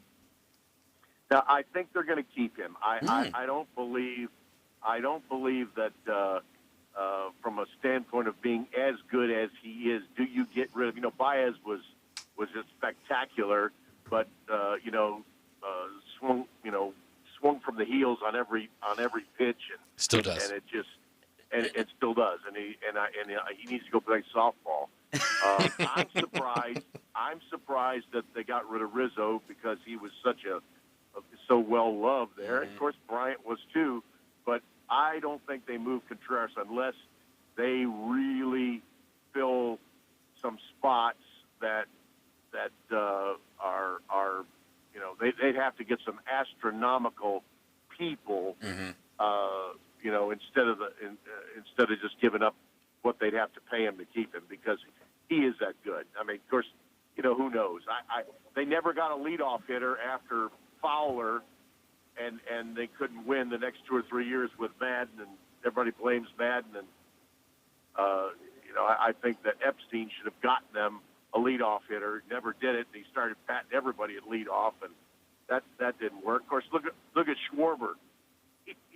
He's hitting all those homers. He's hitting with everybody else now, and you hate to see these guys go, and they could have kept Schwarber for a little bit of money. It wouldn't have taken much to keep him, but he's a liability in the outfield. So I know who you're rooting for in the home run derby, though. Yeah, he's got some pop, man. Yes, sir. Hey, Mayor, thanks so much for the call. We've got another guest that we got to get to. Thank you so much. Appreciate all you do. Absolutely. Thank you. Bye. Yes, sir. That is Mayor Greg Brudnicki of Panama City, Florida. A great guy and also a friend of the station here. Big sports we appreciate them. Yeah. Yeah, exactly. We appreciate him, and we appreciate him giving us this time. This is Todd Mueller in the building with us now, and we're going to be talking PCB coins and cards. Tell us about the latest and greatest stuff going on, and then let me brag on you a little bit for letting us come by your store and checking everything out, getting a little behind-the-scenes action going. Sounds good. Hey, everybody. Good to be here again, as always. Wanted to go right into it today. Several of the guys, Brian and David and Caveman Rick, have all been able to stop by the shop and check it out. We've done some changes, moved some things around. I know last time we said that we had moved our cases for our sports cards, and we've expanded. We also put more product on the wall this week. Been ordering a lot of stuff. Brian's been in several times seeing the changes. Not to rat you out. No, that's fine. he brags on it every time he comes in. I'm like, man, I'm jealous. Anyways, so it's been good. We've been really busy this week as an update for everybody. Had a lot of traffic come through, and it's been nice to meet all the people from out of town and even the people in town who have been stopping by. But it's been really good, and we've been super excited. Again, I'm Todd. If anybody doesn't know, and this is the first time you are listening to the station on this segment, I'm Todd Mueller, and I'm one of the owners of PCB Coins and Cards. And we have sports cards, we have coins, and we have TCGs, which is also known as trading card games. Some of the things I wanted to talk about today, I guess before we get into your guys' little adventure over to our place, was I wanted to talk about collecting methods. And Brian and I talked a little bit about it today. And so I'm going to throw some stuff out there, and then if anybody has any questions, let's do it. But basically, there's a couple type of collectors out there that come in the shop. And it's funny because I can spot them a mile away. The collectors who PC, which if you don't know what that means, is personal collection. Which yours is amazing. Yeah, I showed off a little. Yeah. So what you PC, what you personally collect, and then you have your people who are investors, who collect for the investment side of things. They collect for the turn, the profit, whatnot, and then you have your both people. So there's really three types of people out there that come through the shop. The funniest thing is that you do get to see the people who are just the let's try to make a profit. Yeah. They come in, they pick out $1,000 worth of cards, and they try to beat you down. That's what I always call it. It's really not beating me down because I can pretty much beat down the best of them. But the fact of the matter is they come in and they want a really good deal. And they want a really good deal because they know they can take that and they can take it back to wherever they are at, and then they can use it where they're at to turn it into either more money and or trade up to something they really want. And that's the investor. So there's various ways to collect in that aspect. That's the investor type that comes in. But then you have the type that run through the door, mostly kids. Oh my gosh, I love Joe Burrow. Oh my gosh, I love Herbert. Or I love the Braves. Or Patrick Mahomes rookie cards. I want Patrick Mahomes rookie cards. Right, or whatever. And they have specific players they want to collect, specific people they're looking for, adults as well. And they come through that door asking. And it's our job to make that happen. So in setting up the shop, we've had to have that level of thought process of who is our customer, what's the customer want, how do they collect, what are they collecting, and we finally, I think, have our sea legs. We finally know what we're going to do and how we're going to do it. So one of the most exciting things that's going to happen is in the next month or two, we are going to expand the center table from 6 feet to 12 feet. Yeah. And we're going to separate out baseball, football, and basketball a little bit better. And on top of that, we're going to have sectional boxes for each type of thing. Dollar cards, $3 to $10 cards, graded cards, game used jersey and auto cards, and a lot more room. What we noticed this week was when 50 people are in your shop, it's really hard to get to the boxes. It's really hard to see all the inventory, and so we need a way to spread that out. So we're gonna make some more changes and help that process out too. So we're pretty excited about that. Things are going really well. Coin side of things are going well. Bought a couple coin collections today. Super excited about that. People are coming in. They're hearing about us. I get calls, multiple calls a week saying they've heard us on ESPN, which is really awesome, and I appreciate that. It's called ROI, brother. ROI. Right. And while, I pay hundreds of thousands of dollars to ESPN every month, just Randy? kidding. Just kidding. I'm just kidding. No. Well, but anyways, you guys give me the luxury of being able to come on here and talk and connect with everybody, and I really appreciate that. And everyone's heard our commercials and all that, and so it's been great. So we just hope that people keep coming in and keep going with everything. So with that, we can open it to a question or two, and if not, then we've got something else we want to talk about. Real quick question. I just have a question. So, like, what percentage would you say is local versus tourist in your shop? Okay, so that's a tricky one. So we sat there and talked about that the other day, myself and my business partner, and we were like, wait a second.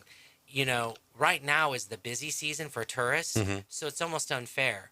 So what we think is going to happen is this. We think it's about 80-20. 20% local, 80% out of town. We think that'll completely flip-flop once we get into December, November, January, and timeframes like that. But we don't think it's going to slow down that much. What we think is everybody who's local will actually have found out about us and come in start coming in because they don't want to deal with the traffic. They don't want to deal with the heat and several other, whatever reasons they have, they don't want to. So to answer your question, right now, I think it's 80-20. Will it be in the next month or two, 50-50? Yes. And then after that, I think it'll flop all the way around. It'll be mostly in-town customers who will come. We talked earlier today about kind of these levels of collecting, and the reason I think it's important, especially for listeners out there, is I've been fortunate I was a collector, then I was in the biz, and now I'm kind of coming back in as more of a collector again. And I think it's important because sometimes the things you hear are so much tied around the values. I think sometimes that people get caught up in there may be a lot of big baseball fans out there who haven't been a fan lately, and they don't really know who Wander Franco is. So why do I need to be into Wander Franco? Right. And so what you were talking about a personal collection is interesting. Like for me, some cards in my personal collection are very valuable. But we talked earlier, I love Dale Murphy.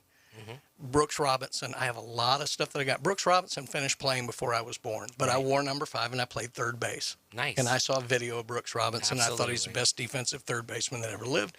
I have a lot of stuff. But I also have cards that I just thought were cool looking, the Bo Jackson black and white from back in the day. See, the point is, I want everybody to understand your personal collection can be kind of whatever it is you dig. 100%. Now, look, I have tons of cards that. Well, let me go into the coins for a second. Sure. Because the coins are a little bit easier for me to I guess translate to somebody. So in coin collecting, when you grew up as a kid, you would always put the penny book together, and they had 1, 2, and 3. So they had penny book 1, which was 1909 to 1940, and they had penny book 2 was 1941 to 1974, and then 75 and after was penny book 3. And you try to fill penny book 1, and you'd go into a coin shop as a kid, and you'd afford that $3 or $4 coin, which was expensive back then. I'm not that old, but I'm old enough that was expensive for a kid, right? And you always strive to get those key dates, and it's called key dates.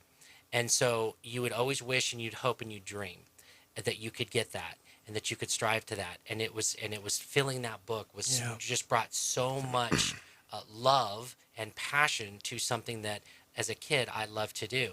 And I never once as a kid was able to get those high dollar coins. But I started a shop. Mm-hmm.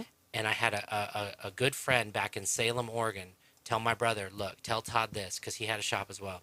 He said, everything will come through that door. I own 7 of the rarest pennies out there now. Yeah. Because it came through the door. Right. And so the point is that you don't have to have a shop to get the rarest thing. You don't have to grow up to get the rarest thing. Collect what you love. I love the penny set. I wanted the penny set. It was my dream, and I eventually got it. Even as an adult, I finally got it. So, yeah, get what you want. Well, get who you love. If Dale Murphy's who you love, Yeah. well, then collect the best Dale Murphy rookie card you Right. can get. Well, and that's Why it. not? Don't get caught up in what other people tell you is the value. value. What is valuable to you? Now, it may be the dollar amount, It may and be that's the fine dollar too. amount. Right, exactly. But For me, it was somewhat the dollar amount when I was a kid. Sure. I was very much into the dollars and cents of everything, and so it was very interesting. But ultimately, you know, I've had so much fun in collecting everything that I've done, whether it's been a sports card or whether it's been a coin. Go ahead. Sorry. No, I was just going to say, who's the hottest sports card right now? Okay, so that's really tough, but I got a small story for that. Baseball-wise, if you're going with baseball, Mhm. it's Atlanta Braves. It's right on the tip of my tongue.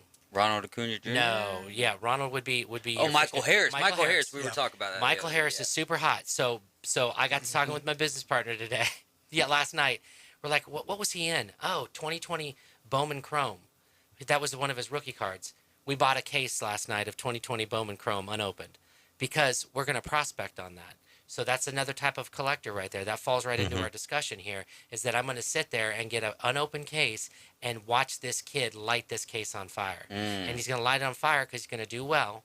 Everyone's going to want his rookie card, and they're going to be like, oh my gosh, where can we get this? And we'll have a sealed case of the product that he's in for his rookie card. Okay. So that kind of puts another No, I spin got to you. it. Yeah. Yeah. And a lot of the fun is that it's chasing who's going to be the next big thing. Am I going to be right? And Right. you and I talked about this. I hit on a few players, but I went back and looked. I went real heavy into a guy named Harold Miner, and none of y'all know who he is. And I that's actually part of heard my of Harold problem. Miner. I've heard of Harold He was supposed to be the next big thing in basketball. He was back Baby in Jordan. the early '90s. Baby Got drafted Jordan. by the Heat. Right. Won There you I go. think he won the slam dunk Mhm. contest, but I thought Harold Miner was the next big thing. He wasn't. But then again, I went early on guys like Kurt Schilling and stuff when a lot of people Kurt didn't. They were Schilling, looking right. at Todd Van Poppel or Brian Taylor.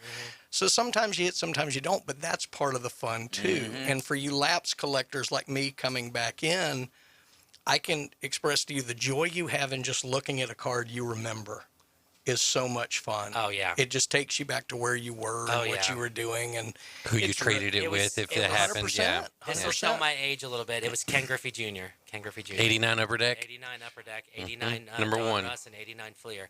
I'll tell you right now, yep, and you're absolutely right. We actually have some at the shop now. But it was Ken Griffey Jr. Every time I see a Ken Griffey Jr. card, it brings me back to I was 13, and my very first card my best friend gave me was a Mark Grace 89 Don Russ. And I was so excited. It was a second-year card because Mark Grace was an 88 Don Russ rookie. And I remember that, and it just brought it back to me every time I see that and remember that.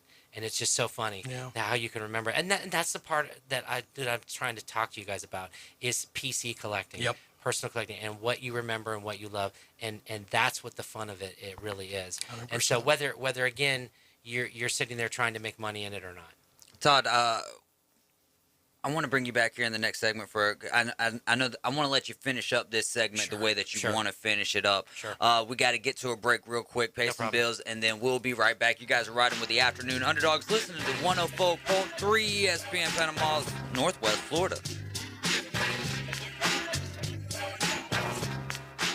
For 5 years, 104.3 ESPN Northwest Florida has been the undisputed And still undefeated. leader for sports on the Panhandle, with engaging sports talk from national and local hosts. Play-by-play with the Atlanta Braves, the Auburn Tigers, college football, and the NFL. Plus, we're 850 strong with feeding families for the holidays at Thanksgiving and Christmas. Thanks for 5 years of broadcasting history. From ESPN Northwest Florida.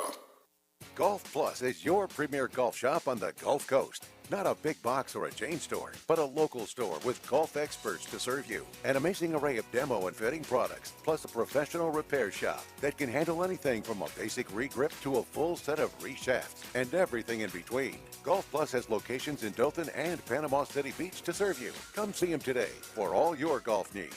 Located next to Firefly at the shops at Edgewater. Call 850-249-2726.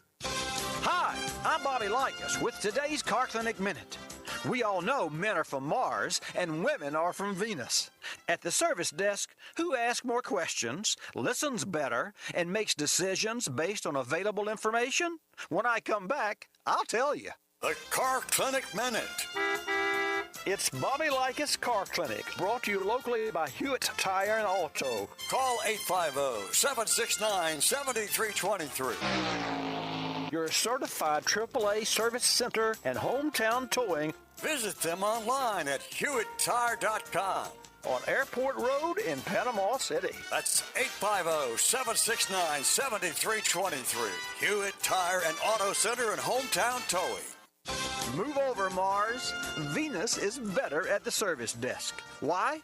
Many men believe they're born with car chromosomes or fix-it genes.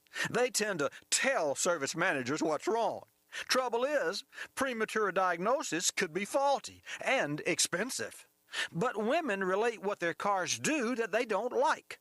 Women talk about symptoms like strange noises or sensations. Keep up the good work, ladies. Advice for Mars and Venus? Don't stop with descriptions. Take your technician for a spin. Let them see and feel what you're talking about. I'm Bobby Likas. Like us, you'll love us. Now back to the most dangerous afternoon show on terrestrial radio. Danger's my middle name. It's illegal in 5 states. The Afternoon Underdogs, inside the Rib Crib Radio Room. 104.3 ESPN Northwest Florida. We're always feeling good when we've got Todd Mueller from PCB Coins and Cards here in the Rib Crib Radio Room with us. We're going to let Todd finish up this segment and also get into some of the awesome promotions that's going on down there. So tell everybody again the location and the number to the store as well. Yes, we are at 11939 PCB Parkway. That's on Back Beach in Panama City Beach, 32407. And, of course, we're in the beautiful state of Florida. Our phone number is 850-320-8388. Give us a call if you have a collection, coins, cards, whatever you have, and we will try to help you the best we can. We do grading. The grading actually has started to really pick up, guys. I've had several people drop cards off to get graded. And we've talked a little bit about that in some of our segments. We'll do a little bit better segment on that later about grading and why you want to grade cards and value and stuff like that. But that'll be for another day. I think ultimately I'd like to get into talking a little bit about our promotion that we got going on. Mm-hmm. Right now we have a buy a box of hobby or non-hobby. It can be retail. $100 or more gets you an entry into our monthly for the month of July giveaway. We have 3 top prizes. We have a box of 2022 Bowman baseball hobby. We have a Jerry Rice autographed jersey, and we have a Kobe Bryant slabbed rookie, slab being graded. Those are the 3 giveaway prizes. We will give those away August 1st live on Facebook. We'll do a spinny wheel. Everybody's names will be on there.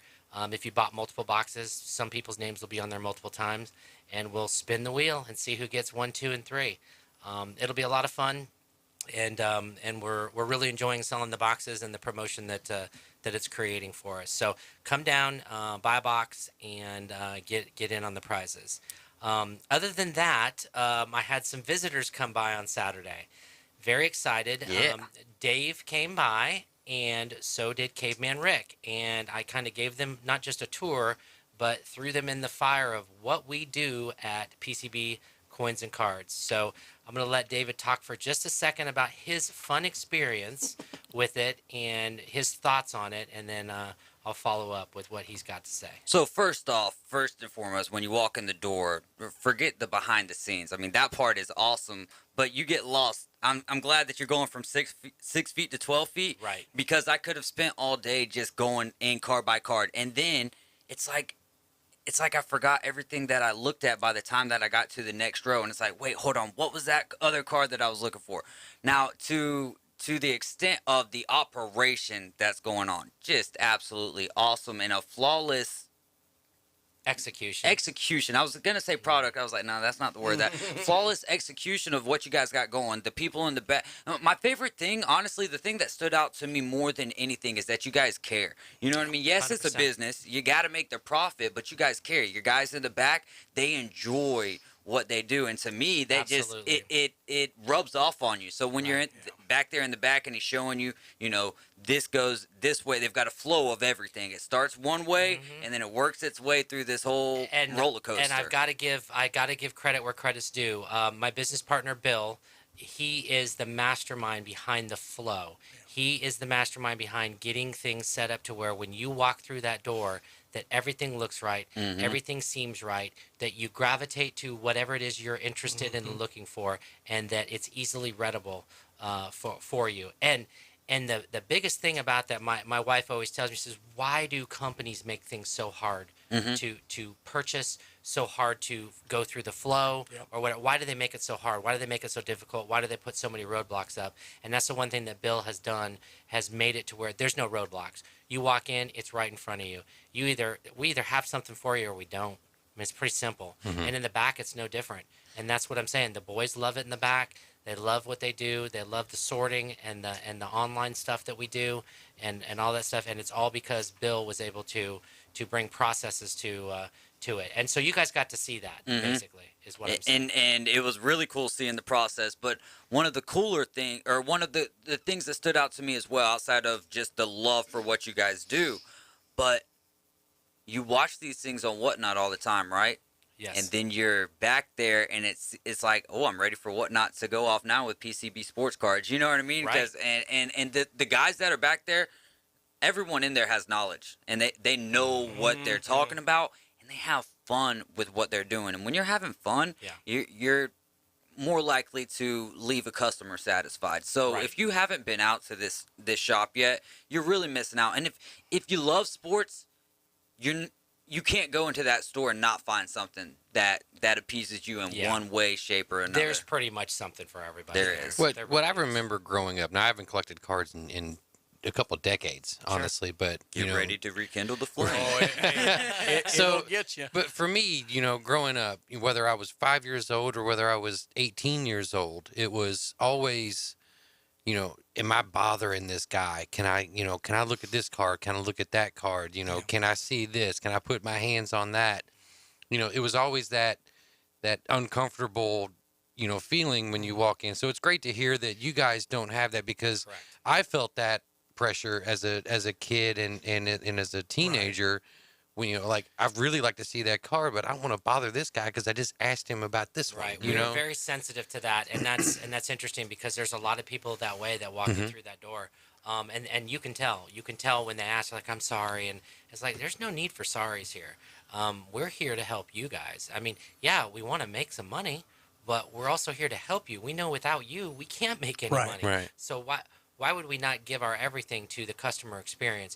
And so that's ultimately what it was. And I had a hard time with that, because coin dealers are notorious for being snooty.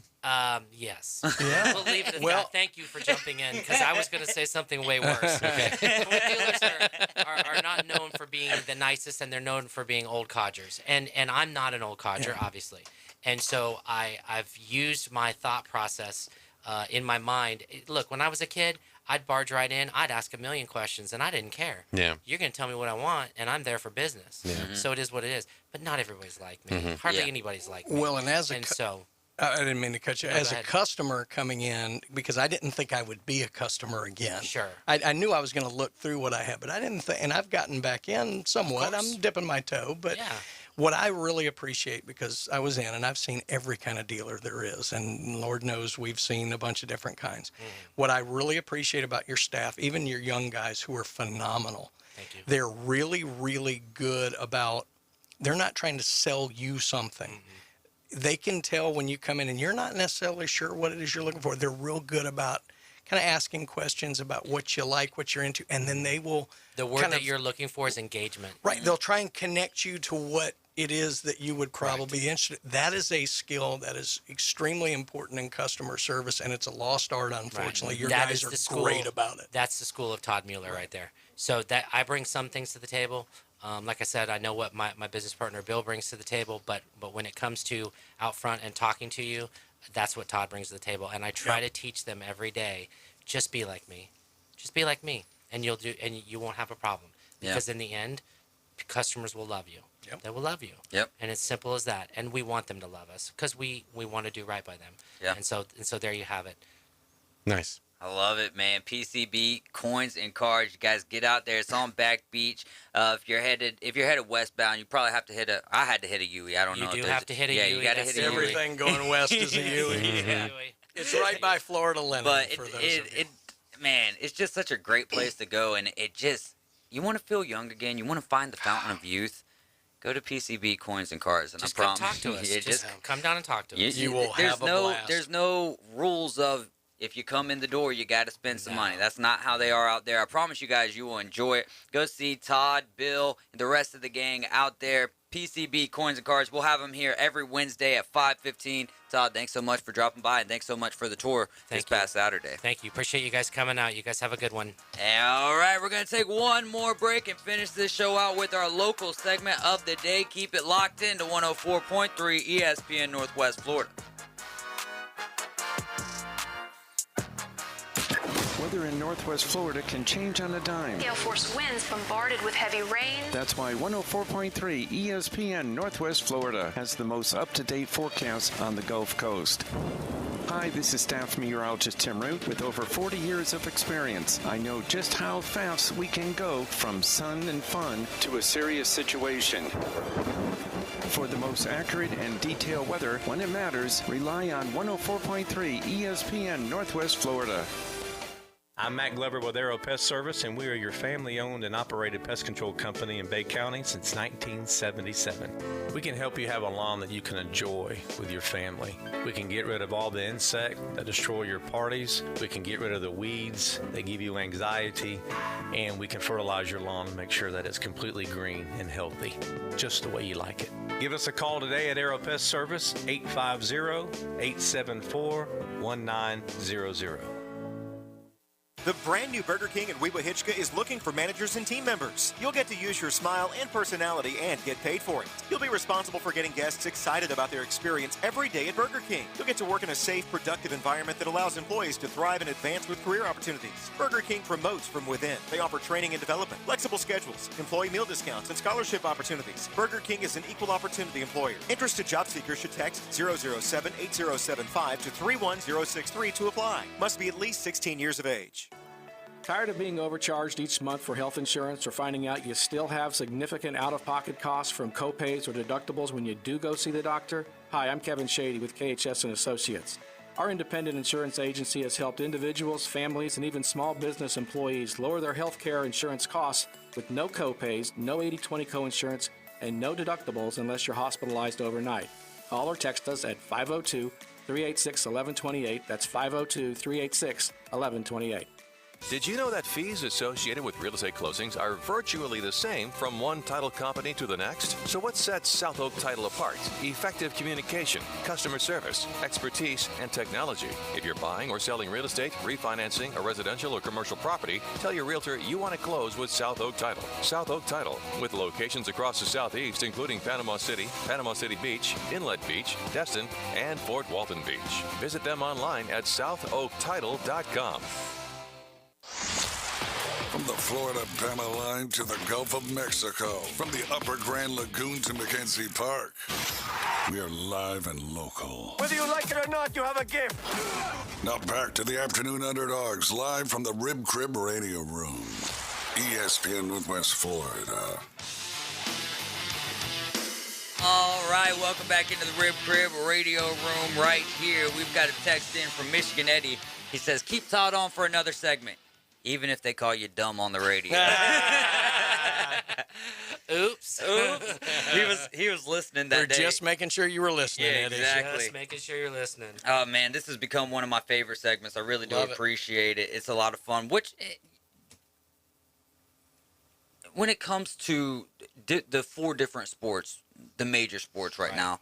Which one is the hottest? Is basketball, even though the season's over, is it still one of the hotter ones? That's such a tough one. I think football still stays the hottest out of all of them year round.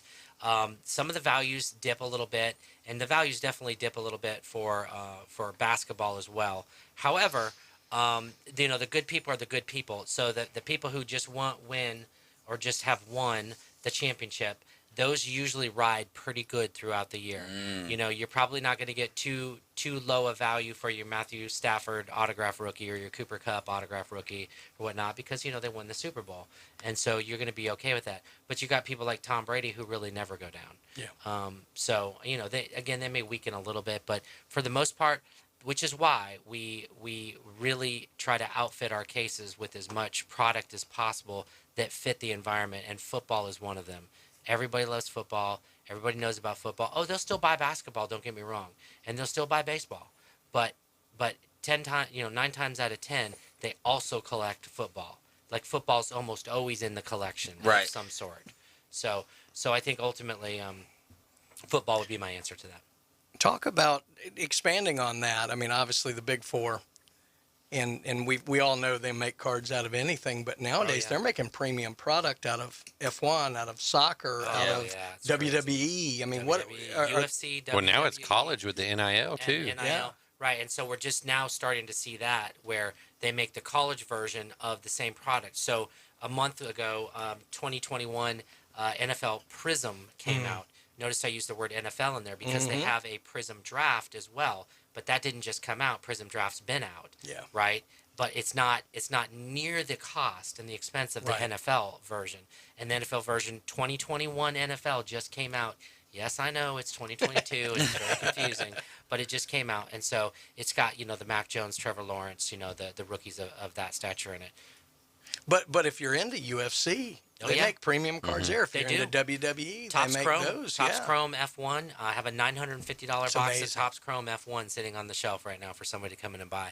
And it's because, from what I understand, I didn't even know this. There's a Netflix series, I believe, about racing. Yeah. And now everyone's into it. That's right. Drive to Survive. Right, That's right.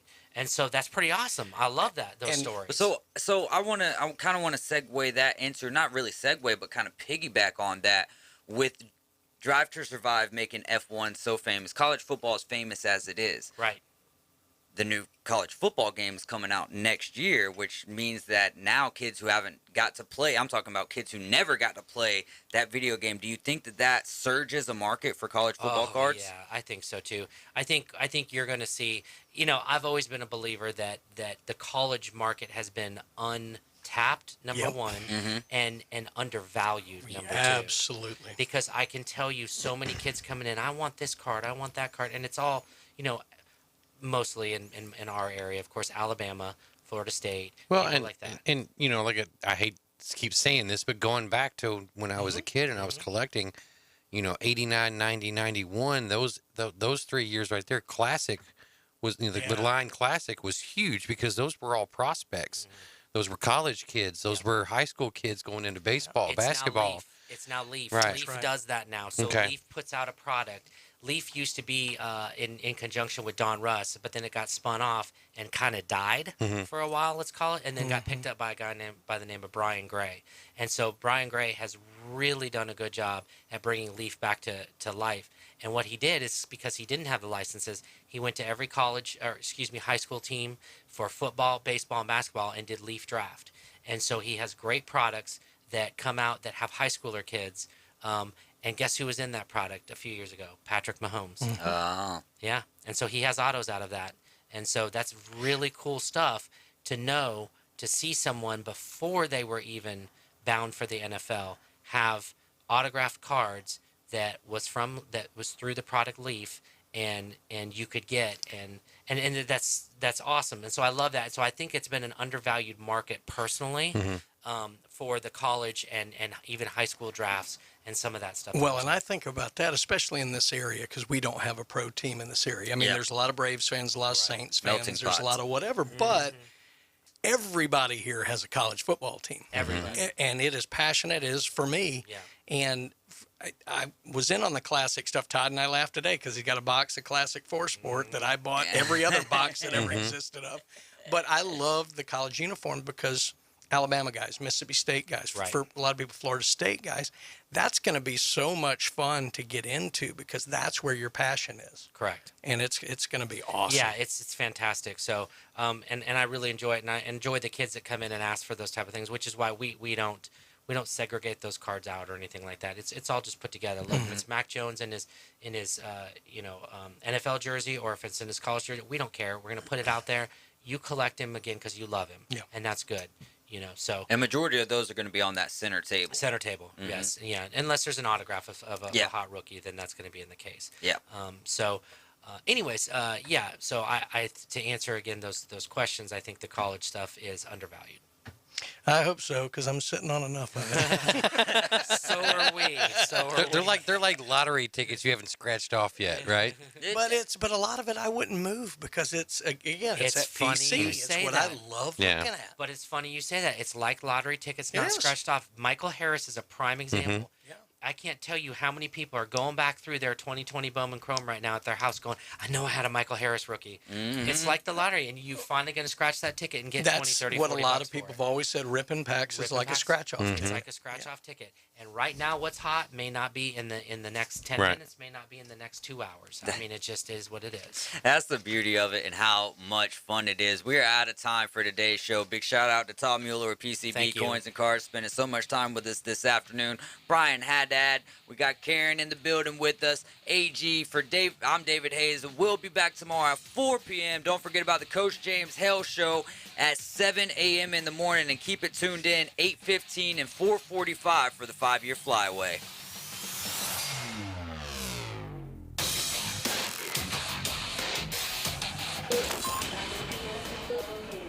June 26th, 2017, a radio station was born. For 5 years, 104.3 ESPN Northwest Florida has been the undisputed and still undefeated leader for sports on the Panhandle. Thanks for 5 years of broadcasting history from 104.3 ESPN Northwest Florida. Weather forecast for this afternoon: spotty showers and thunderstorms, partly to mostly cloudy, mid to upper 80s. Water temperature in the Gulf is 86. Southwest wind 10 to 15. Spotty showers and thunderstorms overnight in the mid to upper 70s. Those showers and thunderstorms will continue Thursday and Friday. This weather forecast has been brought to you by KHS and Associates, your source for affordable health insurance. For 104.3 and 102.1 ESPN Northwest Florida, I'm meteorologist Tim Root.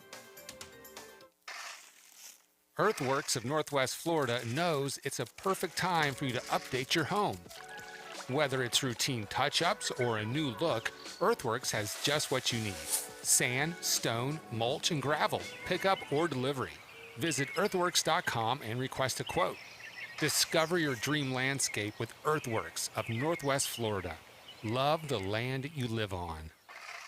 Earthworks of Northwest Florida, 2005 Industrial Drive. The newest and most authentic Mexican restaurant on Panama City Beach, El Rodeo Tequila Bar and Grill, 1136 Thomas Drive across from the Navy base. Not only do they have a great location and atmosphere, but they also have happy hour from 3 to 7. Buy one, get one free, regular margaritas and 12-ounce house drafts. And you're going to love their lunch specials Monday through Friday from 11 to 3. Plus, live music on Wednesdays and Saturdays from 5:30 until 9. El Rodeo Tequila Bar and Grill, Thomas Drive, across from the Navy base. It's the cooling season, and time to call Steverson Air Conditioning for your preventative maintenance to keep your air conditioning system operating at full capacity. Steverson Air Conditioning has preventative maintenance programs, and they service all makes and models. Steverson Air Conditioning offers air duct cleaning. Steverson Air Conditioning has after-hours service and free estimates on a system change-out or duct cleaning. Call them at 248-1109.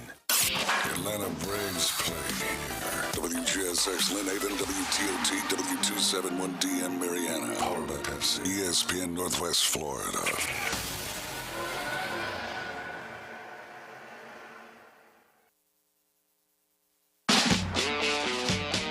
All them dogs are counting down, about to put the anchor down. Hotty toddy, who's it gonna be? Cowbells and swamp, the Aggies romp. There's nothing like SEC. The weekend's full of surprise. Get him with the flex. From Williams Brice to Death Valley. On the Fine Mom Show, Paul's on the roll. If he don't get the best of me, call Paul. He'll make sense of it all. What's going on, Pablo? Nealon's up on Rocky Top. The Razorbacks are hard to stop. War Eagles soaring in the wind. Let me talk, Sammy. Okay, go. Tigers rocking in Missoula. Wildcats are grinning too. Talk about the tide that's rolling in. The weekend's full of surprises. From big upsets to robberies. On the Fine Mom Show, heads are gonna roll. If they don't get the best of me, we'll call Paul. Yeah, it makes sense of it all. Yeah, call Paul. Don't take those calls. I could give you my address and phone number if you're ever in this neck of the woods. This is the Paul Feinbaum Show. It's not Jerry Springer, right? Talking season is officially here. Welcome to the Paul Feinbaum Show here on ESPN Radio. My name is Braden Gall, in for Paul. Honored to be a part of the launch of Talking season. Quote unquote, open for business. Nothing is imminent. Taking all offers. Exploring all options. These are the lines from Big 12 Media Days today as we get started. You can get to me, of course, at Braden Gall, 855-242-7285. We'll get to your calls here momentarily. We don't do this normally, but because it's the start of Talking season, I figured we'd need to talk to somebody who was at the start of Talking season.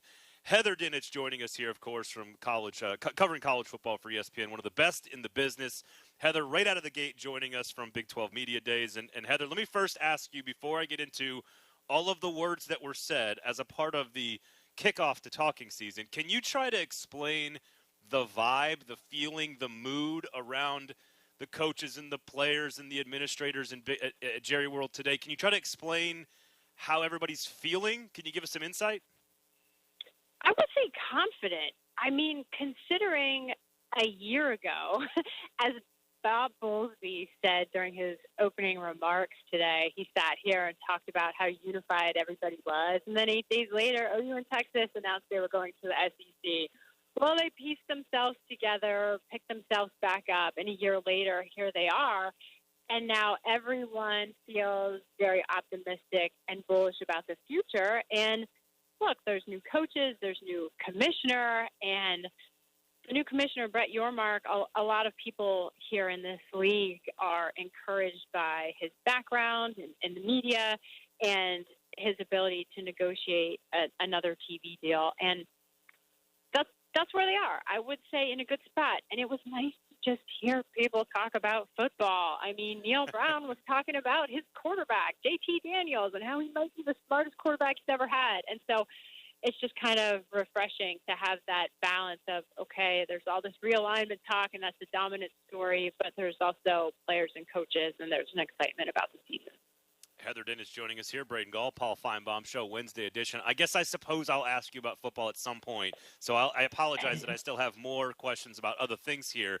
But Brett Yormark, of course, the new commissioner for the Big 12, it seems like he kind of just said the thing out loud today, which is what we in the media always appreciate, which is we are focused exclusively on a media rights negotiation.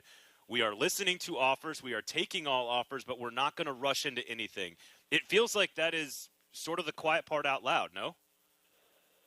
It was. And look, sources have been talking about this for, it feels like weeks. I don't know how long it's really been, saying that Big 12 presidents and chancellors are being aggressive and wanting to add some other teams, particularly from the Pac-12, and to hear Yormark validate that reporting, I think is important. And it also shows that this is very real. It might not be over. But Braden, here's the thing. The Big 12 can be as aggressive as it wants. It has to be reciprocated. And I can tell you, I have spoken to people in the Pac-12 who would like to stay together and try to keep those 10 unified and build their brand and their conference and their TV deal. And so it's sort of like a chess move, like who's going to go first and make the next move. And I don't know the answer to that question. I mean, one source in the Big 12 told me the most likely outcome might be the status quo, where the Pac-12 has 10 teams, the Big 12 says goodbye to OU and Texas at some point and brings in BYU, UCF, Cincinnati, and Houston in 23. So there's a lot of unanswered questions for sure. Heather Dinich joining us here, Braden Gall in for Paul on the Paul Feinbaum Show. And, yeah, I think most of us sort of could see the writing on the wall that Notre Dame, the Big Ten, and the SEC were going to stay where they are, that the ACC doesn't really have a choice. They kind of have to stay where they are. And that the Big 12, frankly, what is lost in all of this is that the Big 12 was pretty set and ready to go with its 12 teams after Texas and Oklahoma left, and they were pretty set on being who they were.